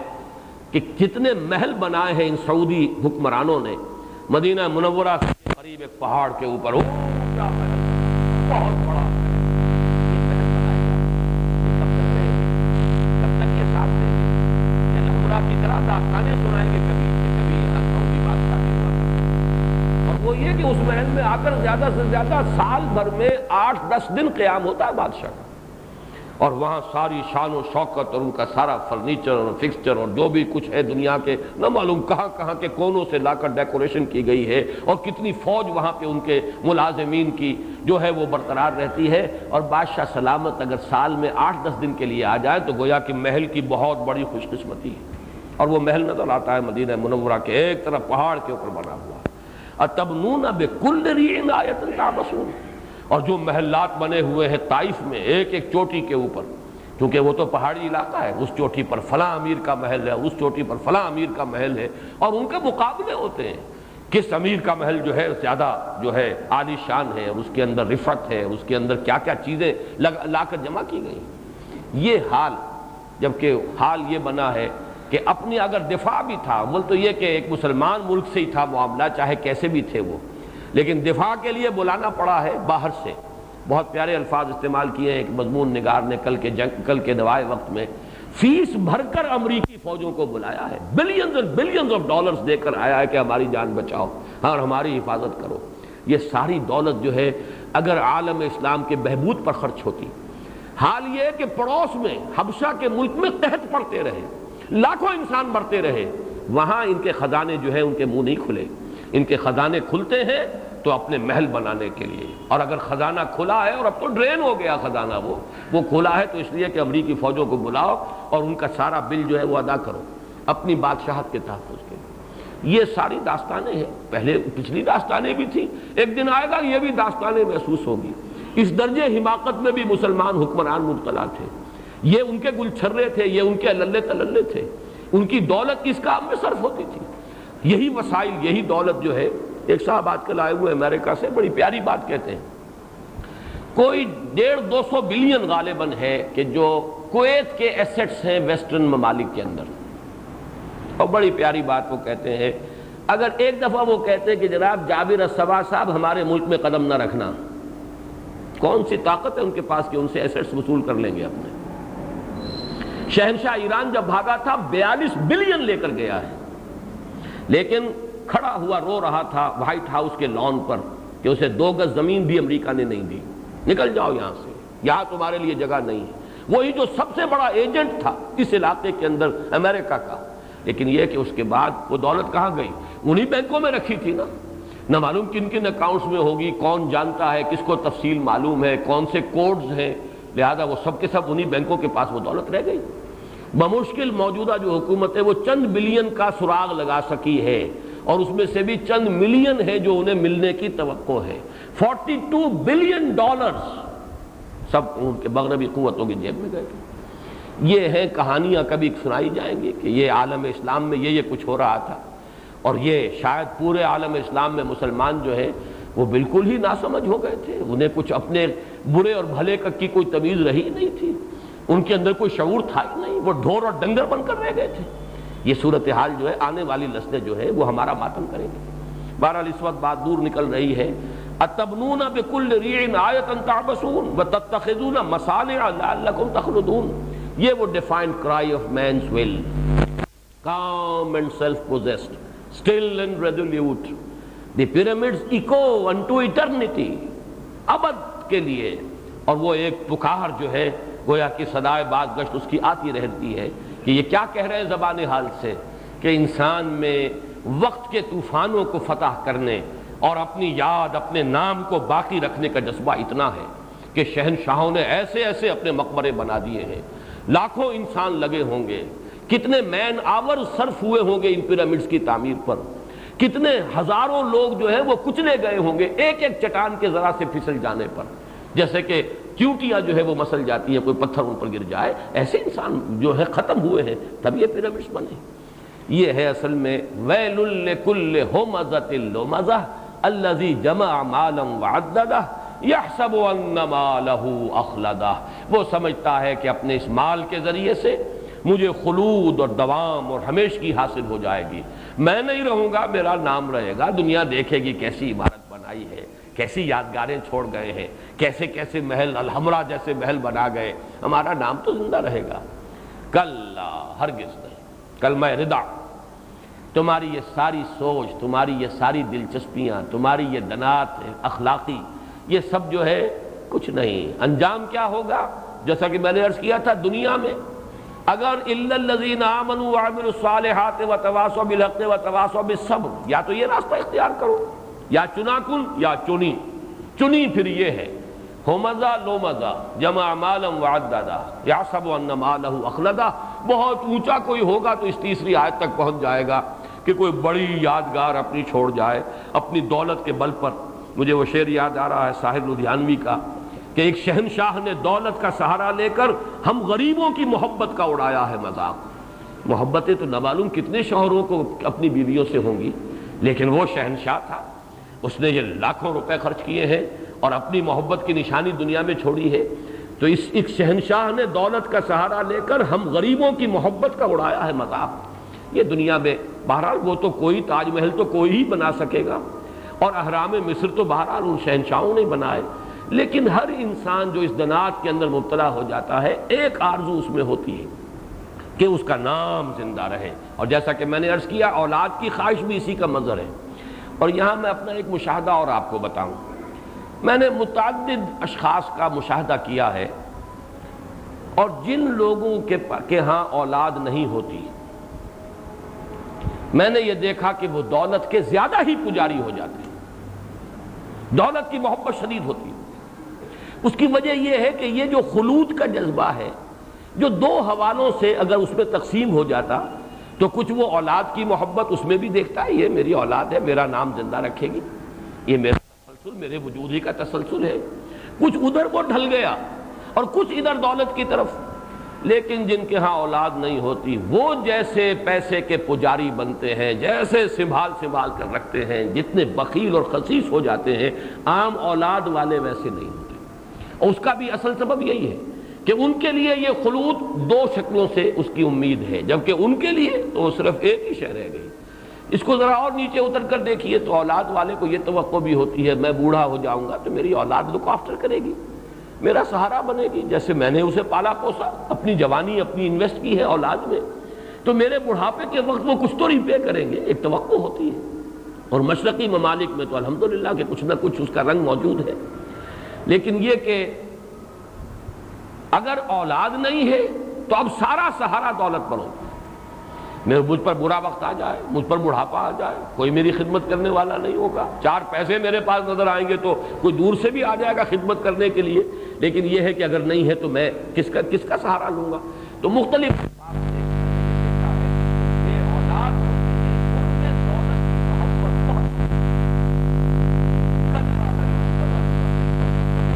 نہیں، وہ لازماً جھونک دیا جائے گا۔ نبذہ کہتے ہیں کہ اس چیز کو پھینک دینا۔ نبذ فریق من الذین اوتوا الکتاب کتاب اللہ وراء ظہورہم، پھینک دی ان لوگوں نے جنہیں کتاب دی گئی تھی، ان کے گروہ نے اللہ کی کتاب کو اپنی پیٹھوں کے پیچھے پھینک دیا۔ لَيُنبَذَنَّ فِي الْحُطَمَةِ، لازماً پھینک دیے جائیں گے وہ حطمہ میں۔ یہ لفظ پھر وہ فعلا کے وزن پر آیا ہے، اور حتم کے لفظی معنی بھی کسر ہیں، یہ ذرا نوٹ کر لیجئے، توڑنا، کسی شے کا چورا چورا کر دینا، ریزہ ریزہ کر دینا، یہ حتم کے معنی۔ چنانچہ یہ لفظ آیا ہے سورہ نمل میں کہ وہ جب حضرت سلیمان اپنے لشکر کے ساتھ لے کر جا رہے تھے تو ایک وادی پر سے گزرے، وادی نمل، جس میں کیڑیاں تھیں بہت، چیونٹیوں کے بڑے بڑی کالونیز تھیں۔ تو اس وقت جو ملکہ تھی ان کی، اس نے کہا کہ یا ایھا النمل ادخلوا مساکنکم، اپنے بلوں میں گھس جاؤ، اپنی کالونیز کے اندر گھس جاؤ، لا یحطمنکم سلیمان وجنودہ، تمہیں کچل کر نہ رکھ دیں اور پیس کر نہ رکھ دیں یہ سلیمان اور ان کے جو لشکری ہیں، تم تو ختم ہو جاؤ گے۔ تو حتم کہتے ہیں کسی شے کو پیس کر ریزہ ریزہ کر دینا۔ 3 اور جگہوں پر یہ لفظ آیا ہے حطامہ، کہ جب مثلا گھاس پیدا ہوئی، بارش کا چھینٹا پڑا، گھاس ہو گئی، پھر وہ اس کے بعد وہ زرد پڑ گئی، خشک ہو گئی، پھر وہ ریزہ ریزہ ہو کر پاؤں تلے کچلی جاتی ہے، تو وہ بھی حطامہ۔ اس کے ساتھ ہی نوٹ کیجئے کہ حشم کا لفظ بھی عربی زبان میں ہے اس کے قریب ہی، حشم، حقم، یہ قریب ہے مخرج، حشم، حقم، بڑی ہا چھوٹی ہا، شین طا میم تو ہے ہی ہے۔ حشیم بھی کہتے ہیں کوئی شے جو ریزہ ریزہ ہو جائے، چورا چورا ہو جائے، حشیمن تذروہ الریاح، وہ اب جو ساری جو روئیدگی تھی اور فصل تھی جب کٹ گئی تو اس کا چورا چورا، یا یہ کہ جو گھاس تھی روندی گئی، خشک ہو گئی، چورا چورا ہو گئی، تذروہ الریاح، حشیمن تذروہ الریاح، اب وہ چورا چورا ہو گئی اور اسے ہوائیں ہوتی ہیں۔ تو حطم کہتے ہیں۔ اب یہ جہنم کے جو مختلف نام قرآن مجید میں آئے ہیں انہی میں سے ایک نام حطمہ ہے، چورا چورا کر دینے والی، ریزہ ریزہ کر دینے والی، ٹکڑا ٹکڑا کر دینے والی شے۔ اور اس کے مختلف آراء آئی ہیں، ایک تو یہ کہ یہ چھٹا طبقہ ہے جہنم کا، چوتھا طبقہ ہے جہنم کا، یا یہ کہ جہنم کا ایک خاص دروازے کا نام ہے، یہ تو مختلف جو اقوال ہیں۔ لیکن لفظ پر غور کیجئے تو اس میں حطمہ یعنی عذاب جہنم کی کوئی ایسی صورت ہے کہ جو ریزہ ریزہ کر کے رکھ دے گی اس کو، جس کو کہ وہ عذاب دیا جائے گا۔ وَمَا أَدْرَاكَ مَا الْحُطَمَةُ، اور تمہیں کیا معلوم، تم کیا سمجھ سکتے ہو کہ حطمہ کیا ہے؟ اس کا کوئی اندازہ یہاں ممکن نہیں ہے۔ یہاں میں ذرا اسے چاہے آپ ایک لطیفے کے درجے میں سمجھیں، لیکن ذکر کرنا چاہتا ہوں۔ ایک صاحب ہمارے ہاں، ان کے مضامین چھپتے رہے اخبارات میں، اب تو کافی عرصے سے میں ان کا نام نہیں دیکھ رہا، نوائے وقت میں ان کے مضامین آتے تھے علامہ یوسف جبرائیل کے نام سے، اور ایک مرتبہ ملاقات بھی ہوئی ہے۔ وہ ایکس آرمی مین تھے، ویسے تو یہ کہ وہ جو کمیشنڈ آفیسرز میں سے نہیں تھے، نان کمیشن لوگوں میں سے، کافی عرصے یورپ وغیرہ میں رہے دوسری جنگ عظیم کے دوران، تو کچھ انہوں نے، یا پہلی جنگ عظیم میں شاید، میں یقین کے ساتھ نہیں کہہ سکتا، تو انگریزی بھی کچھ پڑھ لی تھی، جانتے تھے۔ وہ ایک دعویٰ کرتے تھے کہ قرآن مجید میں ایٹم کا ذکر ہے، اور یہ آیات کوٹ کرتے تھے، حتم اور ایٹم۔ اب کوئی عجب نہیں ہے، اگرچہ میں اس کی کوئی تحقیق نہیں کر سکا کہ انگریزی زبان میں یہ ایٹم کا لفظ کہاں سے آیا ہے۔ بہت سے الفاظ ایسے ہیں کہ جن کا عربی زبان سے وہ منتقل ہوئے ہیں، علمی اصطلاحات، اور یورپین لینگویجز میں وہی الفاظ ذرا سے تلفظ کے فرق کے ساتھ آ گئے، اس لیے کہ یہ علوم جو ہے جو ہمیں معلوم ہے کہ یہ منتقل ہوئے ہیں، یہ اسپین کی یونیورسٹیوں سے یہ علوم منتقل ہوئے۔ کیمسٹری، کیمیا عربی کا لفظ تھا، الجبر والمقابلہ عربی کا لفظ تھا، ارض ہے، یہ ارض زمین، ارتھ وہ زمین کو انگریزی کے اندر وہ لفظ بن گیا ہے۔ مرر کہتے ہیں شیشہ، آئینہ، اور مرر انگریزی کا آئینہ، شیشہ۔ تو یہ کوئی عجب نہیں ہے، لیکن یہ کہ میں اس کی تحقیق نہیں کر سکا، لیکن وہ اس کا ذکر کیا کرتے تھے، اس سے ایک مناسبت آگے ہے ذرا، اس لیے کہ اس حطمہ کی آگ کا ایک خاص وصف آ رہا ہے۔ وہ کیا ہے حطمہ؟ نار اللہ الموقدہ۔ اب نار اللہ، اللہ کی آگ، اللہ کی بھڑکائی ہوئی آگ۔ ویسے تو آگ تو ایک ہماری آگ بھی ہے، ظاہر بات ہے کہ جو ہم چولہے میں جلا لیتے تھے وہ بھی آگ ہوتی تھی، یا یہ کہ اب اوونز کے اندر ہے وہ بھی ایک خاص قسم کی آگ ہے جو نظر بھی نہیں آتی۔ سٹیل فرنسز کے اندر جو آگ ہے اس کا ہم تصور نہیں کر سکتے۔ جہنم کی آگ کیا ہوگی، اس کی انٹینسٹی کیا ہوگی، اس کا کوئی تصور ہمارے لیے ممکن نہیں۔ لیکن ان سب سے اوپر جس کی کہ نسبت خاص اللہ کی ذات کی طرف کی گئی، نار اللہ، اللہ کی بھڑکائی ہوئی آگ، معلوم ہوتا ہے کہ وہ ان آگوں میں سب سے چوٹی کی آگ ہے، کوئی وہ بہت ہی سب سے زیادہ جو کہا جائے شدت کی آگ ہے۔ نار اللہ الموقدہ، وہ آگ ہے اللہ کی، اگرچہ ہم ترجمہ یوں بھی کر سکتے ہیں اللہ کی بھڑکائی ہوئی، لیکن یہ کہ اصل جو ہے اس کے اندر جو ترکیب اضافی ہے نار اللہ ہے، اللہ کی آگ الموقدہ جو بھڑکائی گئی ہے، جلائی گئی ہے، روشن کی گئی ہے۔ التی تطلع علی الافئدہ، یہ تعبیر آپ کو قرآن مجید میں کہیں اور نہیں ملے گی، جو جا چڑھے گی دلوں کے اوپر۔ کا مطلب کیا ہے؟ ہماری آگ جو ہے، جو دنیا کی آگ ہے، وہ تو انسان کے جسم کو جھلس دیتی ہے اور انسان کی موت واقع ہو گئی، دل تک تو اس کی رسائی نہیں ہوتی۔ کوئی آگ ایسی یہ بھی ہو سکتا ہے کہ وہ سرایت کر کر دل پر پہنچ جائے، وہ باقی اعضاء کو نہ چھیڑے، چھوئے ہی نہ، وہ سیدھی جا کر دل کو لے اور دل کے اوپر روشن ہو جائے۔ اس کا تصور واقعہ یہ ہے کہ آج کی دنیا میں اگر کوئی، یہ تشبیہ اور تمثیل کے طور پہ عرض کر رہا ہوں، یہ نہیں کہ ان آیات کا مطلب یہ ہے، لیکن یہ ہے کہ کچھ ہمارا ذہن قریب آ جاتا ہے. جیسے اللہ تعالیٰ کی ذات کے لیے ہمارے پاس کوئی تمثیل نہیں ہے، لیس کمثلہ شیء، لیکن بہرحال کوئی نہ کوئی کسی نہ کسی طریقے سے قرآن مجید کی عظمت کے لیے کوئی امکان نہیں ہے کہ انسان اسے بیان کر سکے، لیکن تشبیہ ایک آئی ہے. لو انزلنا هذا القرآن على جبل لرأيته خاشعا متصدعا من خشية الله وتلك الامثال نضربها للناس لعلهم يتفكرون. اسی طریقے سے واقعہ یہ کہ ریڈیشن جو ہے، ایٹمک ایکسپلوژن کے بعد ریڈیشن، جیسے ایکس رے ہے، ایکس رے آپ کے وجود میں سے گزر گئی ہے، آپ کو پتہ بھی نہیں، کوئی شے آپ کے وجود میں سے چیر کر نکل گئی ہے اور اس نے جا کر پیچھے جو امپریشن کریٹ کیا ہے فلم کے اوپر. اسی طرح یہ ریڈیشن جو ہے یہ اس طرح کی آگ نہیں ہے، ایٹمک ریڈیشن، لیکن یہ انسان کے اندر سے جھلس دیتی ہے. آج کل بھی ہمارے ہاں جو یہ استعمال ہوتا ہے کینسر کے ٹریٹمنٹ میں، یہ ریڈیشن جو ہے وہ اس طریقے سے کہ کسی ایک خاص جگہ پر آپ نے فوکس کیا ہے، وہیں وہ ریس جا رہی ہے. وہ ریڈیشن صرف اس جگہ کے سیلز کو مار رہی ہے، کل کر رہی ہے. کچھ آس پاس کے بھی لپیٹ میں آ جاتے ہیں، لیکن یہ کہ بقیہ وجود جو ہے وہ اس سے بچا رہتا ہے. تو اس میں کچھ نہ کچھ لطیفے کے درجے میں نار اللہ الموقدۃ التي تطلع علی اور اس کے اوپر بلند ہو جانا.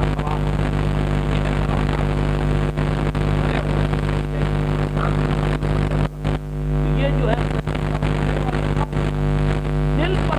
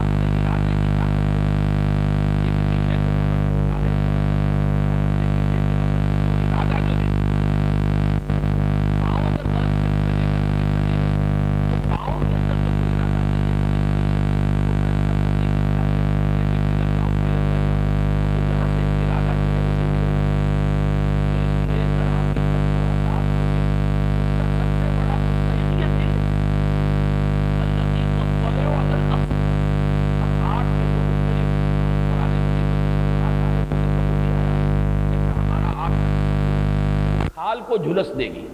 لیکن ہم اور کھال دے دیں گے، اس لیے کہ کھال جو ہے وہی ہے سینسٹیو. اسی کے اندر وہ نرو اینڈنگز ہیں کہ جن سے انسان کو تپش جو ہے وہ محسوس ہوتی ہے. کھال اگر مردہ ہو گئی تو پھر چاہے اندر مسلز جلتے رہے، اس کا انسان کو دکھ نہیں ہوگا، وہ تکلیف نہیں پہنچے گی، سینسیشن آف پین نہیں ہے.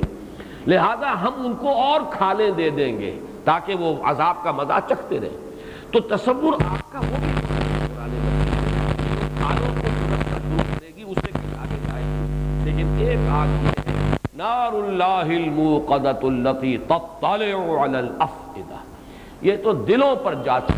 دلوں پر سوار ہوگی، دلوں کو چاٹے گی. کہ اگر یہ لفظ میں استعمال کروں، وہ آگ کے جو دلوں کو چاٹے گی. التي تطلع علی الافئدہ انها علیہم مؤصدہ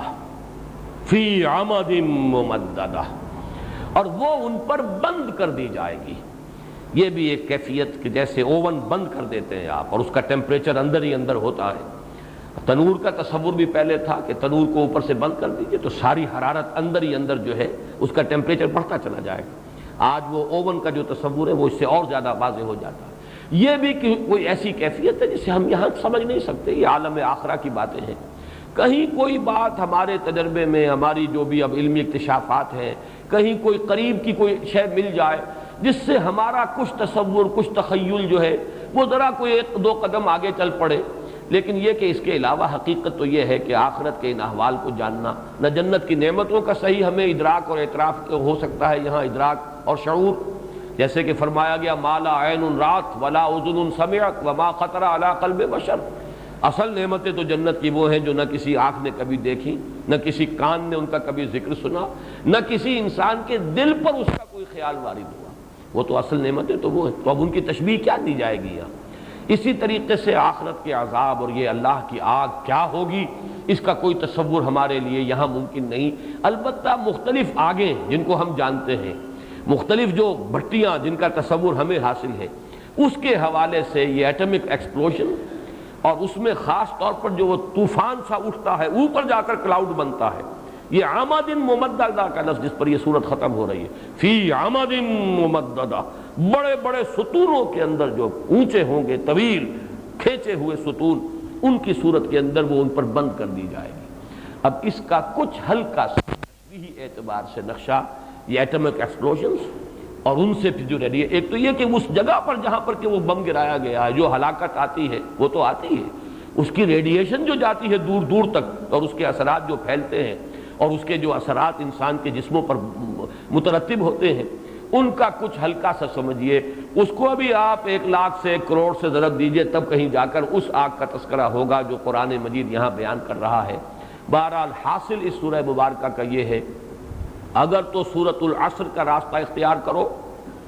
یہ لسان العصر کا پیغام ہے، ان وعد اللہ حق، یاد رکھ، تو یہ سورۃ العصر کا پیغام یہ ہے کہ یہ ہے سیدھا راستہ۔ عافیت چاہتے ہو تو الا الذین آمنوا وعملوا الصالحات وتواصوا بالحق وتواصوا بالصبر، یہ شاہراہ ہے، صراط مستقیم ہے، سواء السبیل ہے، اس کے یہ 4 سٹیشنز ہیں، اس کے یہ 4 مقامات ہیں، بڑھتے چلے جاؤ، ورنہ دنیا میں اخلاقی زوال، پستی، کم ظرفی، دنات تباہ، دوسروں کی عزت پر حملہ آور ہونا، یہی سب سے زیادہ محبوب مشغلہ بن جانا، اور اپنی توانائی، اپنی قوت، ذہانت، صلاحیت اسے صرف کرنا مال کمانے کے لیے، الذی جمع مالا وعددہ، یہ تو دنیا میں تمہارا حال ہوگا، اسفل سافلین کی یہ شکل ہے،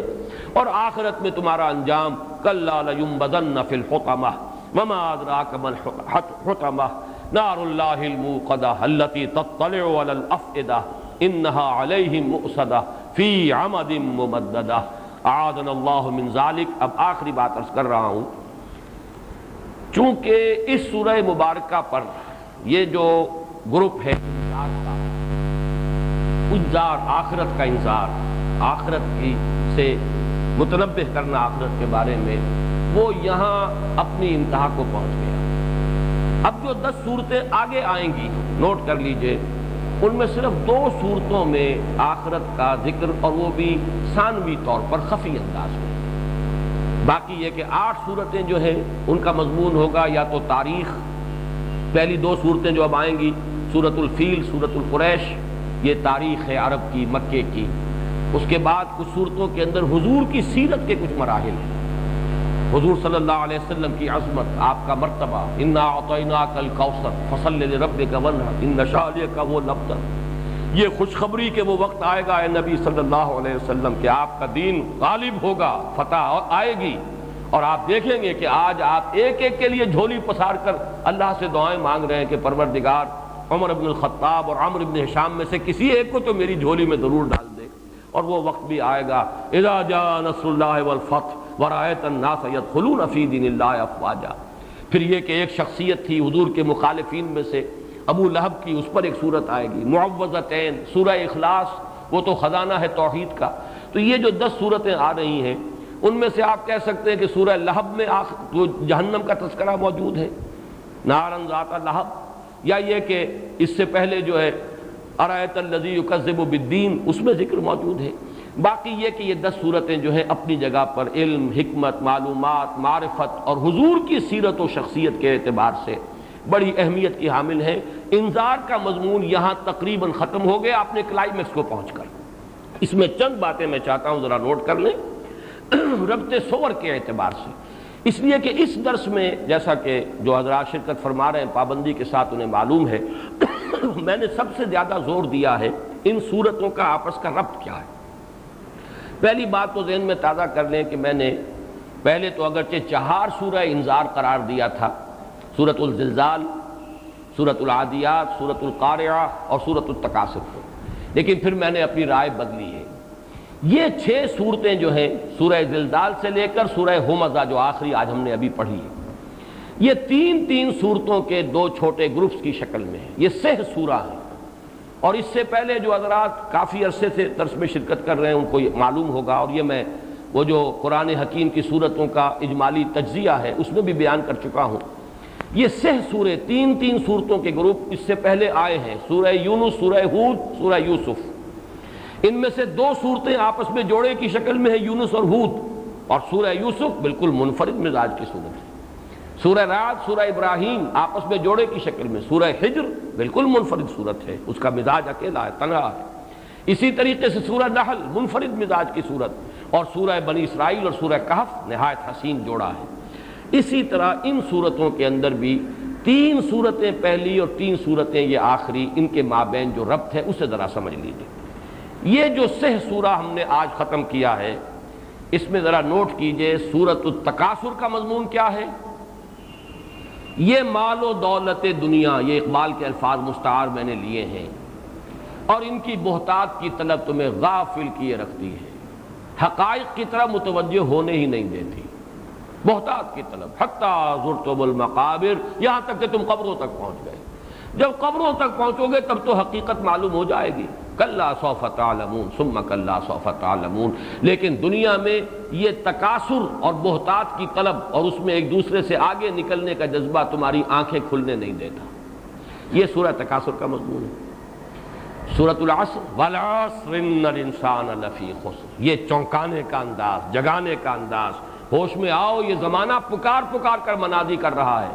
غافل تجھے گھڑیال یہ دیتا ہے منادی، گردوں میں نے گھڑی عمر کی ایک اور گھٹا دی. ہوش میں آؤ، اور یہ صراط مستقیم، ایمان، عمل صالح، تواصی بالحق، تواصی بالصبر، تاکہ وہ خسران ابدی سے نجات پا سکے. سورۃ الہمزہ، اگر نہیں کرو گے تو اس پستی کے مکین رہو گے. شوخ و گستاخ، یہ پستی کے مکین کیسے ہیں. دنات تبع، دوسروں کی عزتوں سے کھیلنا، دوسروں پر حملہ آور ہونا، یہ تمہارا محبوب مشغلہ ہو جائے گا. اور پھر یہ کہ مال کی بہتات، وہی جو سورہ تکاثر سے بات شروع ہوئی تھی، الذی جمع مالا وعددہ، یہ تمہاری سعی و جہد کا منتہا مقصود ہوگا، اور آخرت میں دوزخ، حطمہ، چورا چورا کر دینے والی شے. اس سے سورہ تکاثر اور سورہ ہمزہ کے اندر جو آپس میں نسبت ہے، سورۃ العصر میں نے عرض کیا تھا کہ جیسے نگینہ جڑا ہوا ہو، دونوں طرف انگوٹھی جو ہے اس کے دونوں سائیڈز ہیں، یا ہار ہے بہت خوبصورت، اس میں اور پھول لگے ہوئے، لیکن نیچے جو ہے وہ ایک کوئی بہت بڑا ہیرا ہے، کوہ نور فرض کیجئے کہ وہ وہاں پر موجود ہے، ٹکا ہوا ہے. تو سورۃ العصر ان کے مابین ہے. اصل اختین یا زوجین کی نسبت جو ہے، 2 بہنیں، یا یہ نسبت زوجیت، یہ سورۃ التکاثر اور سورۃ الہمزہ کے اندر موجود ہے. اس میں جو چیزیں مشابہت کی ہیں، جیسا کہ میں نے ہمیشہ نوٹ کرایا کہ نسبت زوجیت میں مشابہت بھی ہوگی، اور کسی اعتبار سے ایک دوسرے سے ریسیپروکل نسبت بھی ہوگی. اب دیکھیے سورہ تکاثر میں آیا الہاکم التکاثر،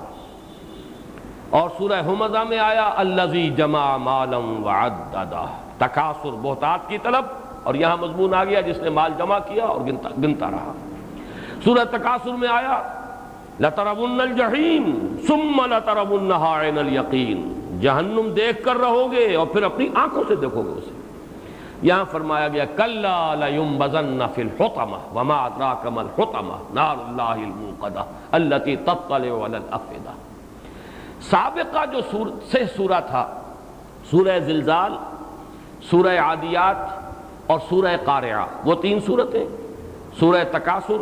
اور سورۃ العصر کو درمیان میں سے بھول جائیے، تو نگینہ ہے درمیانی. نسبت زوجیت سورہ تکاثر اور سورہ ہمزہ کے مابین ہے. ان میں دیکھیے مضامین کے مشابہت. سورہ زلزال میں لِيُرَوْا أَعْمَالَهُمْ، تمہارے تاکہ ان کو اعمال انہیں دکھا دیے جائیں. سورہ تکاثر میں یہی مضمون آیا کَلَّا سَوْفَ تَعْلَمُونَ ثُمَّ کَلَّا سَوْفَ تَعْلَمُونَ، یقیناً تم دیکھ لو گے، تمہارے سامنے آ جائے گی ہر چیز، حقائق منکشف ہو جائیں گے. سورہ عادیات میں فرمایا ارتقا ہو رہا ہے ان ربہم بہم یومئذ لخبیر، یقیناً ان کا رب اس دن ان سے پوری طرح باخبر ہوگا، ان کی خبر لے لے گا، ان کے احوال جانچ لے گا. سورہ تکاثر میں یہی مضمون آیا ثم لتسألن یومئذ عن النعیم، پھر تم سے لازماً حساب لے لیا جائے گا، سوال کیا جائے گا اس روز نعمتوں کے بارے میں. سورہ قارعہ میں فرمایا فَأُمُّهُ هَاوِيَةٌ وَمَا أَدْرَاكَ مَا هِيَ نَارٌ حَامِيَةٌ. اور یہاں جیسا کہ ابھی ہم نے بار بار نوٹ کیا، سورہ ہمزہ میں مضمون آ گیا کلا لینبذن فی الحطمہ وما ادراک ما الحطمہ نار اللہ الموقدہ التی تطلع علی الافئدہ۔ اب جیسا کہ میں عرض کر چکا ہوں، انذار کا مضمون اختتام کو پہنچا ان صورتوں پر سب سے گاڑھا۔ یہی وجہ ہے سورہ زلزال کو قرآن کے چوتھائی یا قرآن کا نصف قرار دیا گیا، سورہ تکاثر کو 1000 آیات کے مساوی قرار دیا گیا، گویا کہ قرآن مجید کا 1/6 بن جائے گا، 6000 آیات ہیں تقریباً کچھ اوپر۔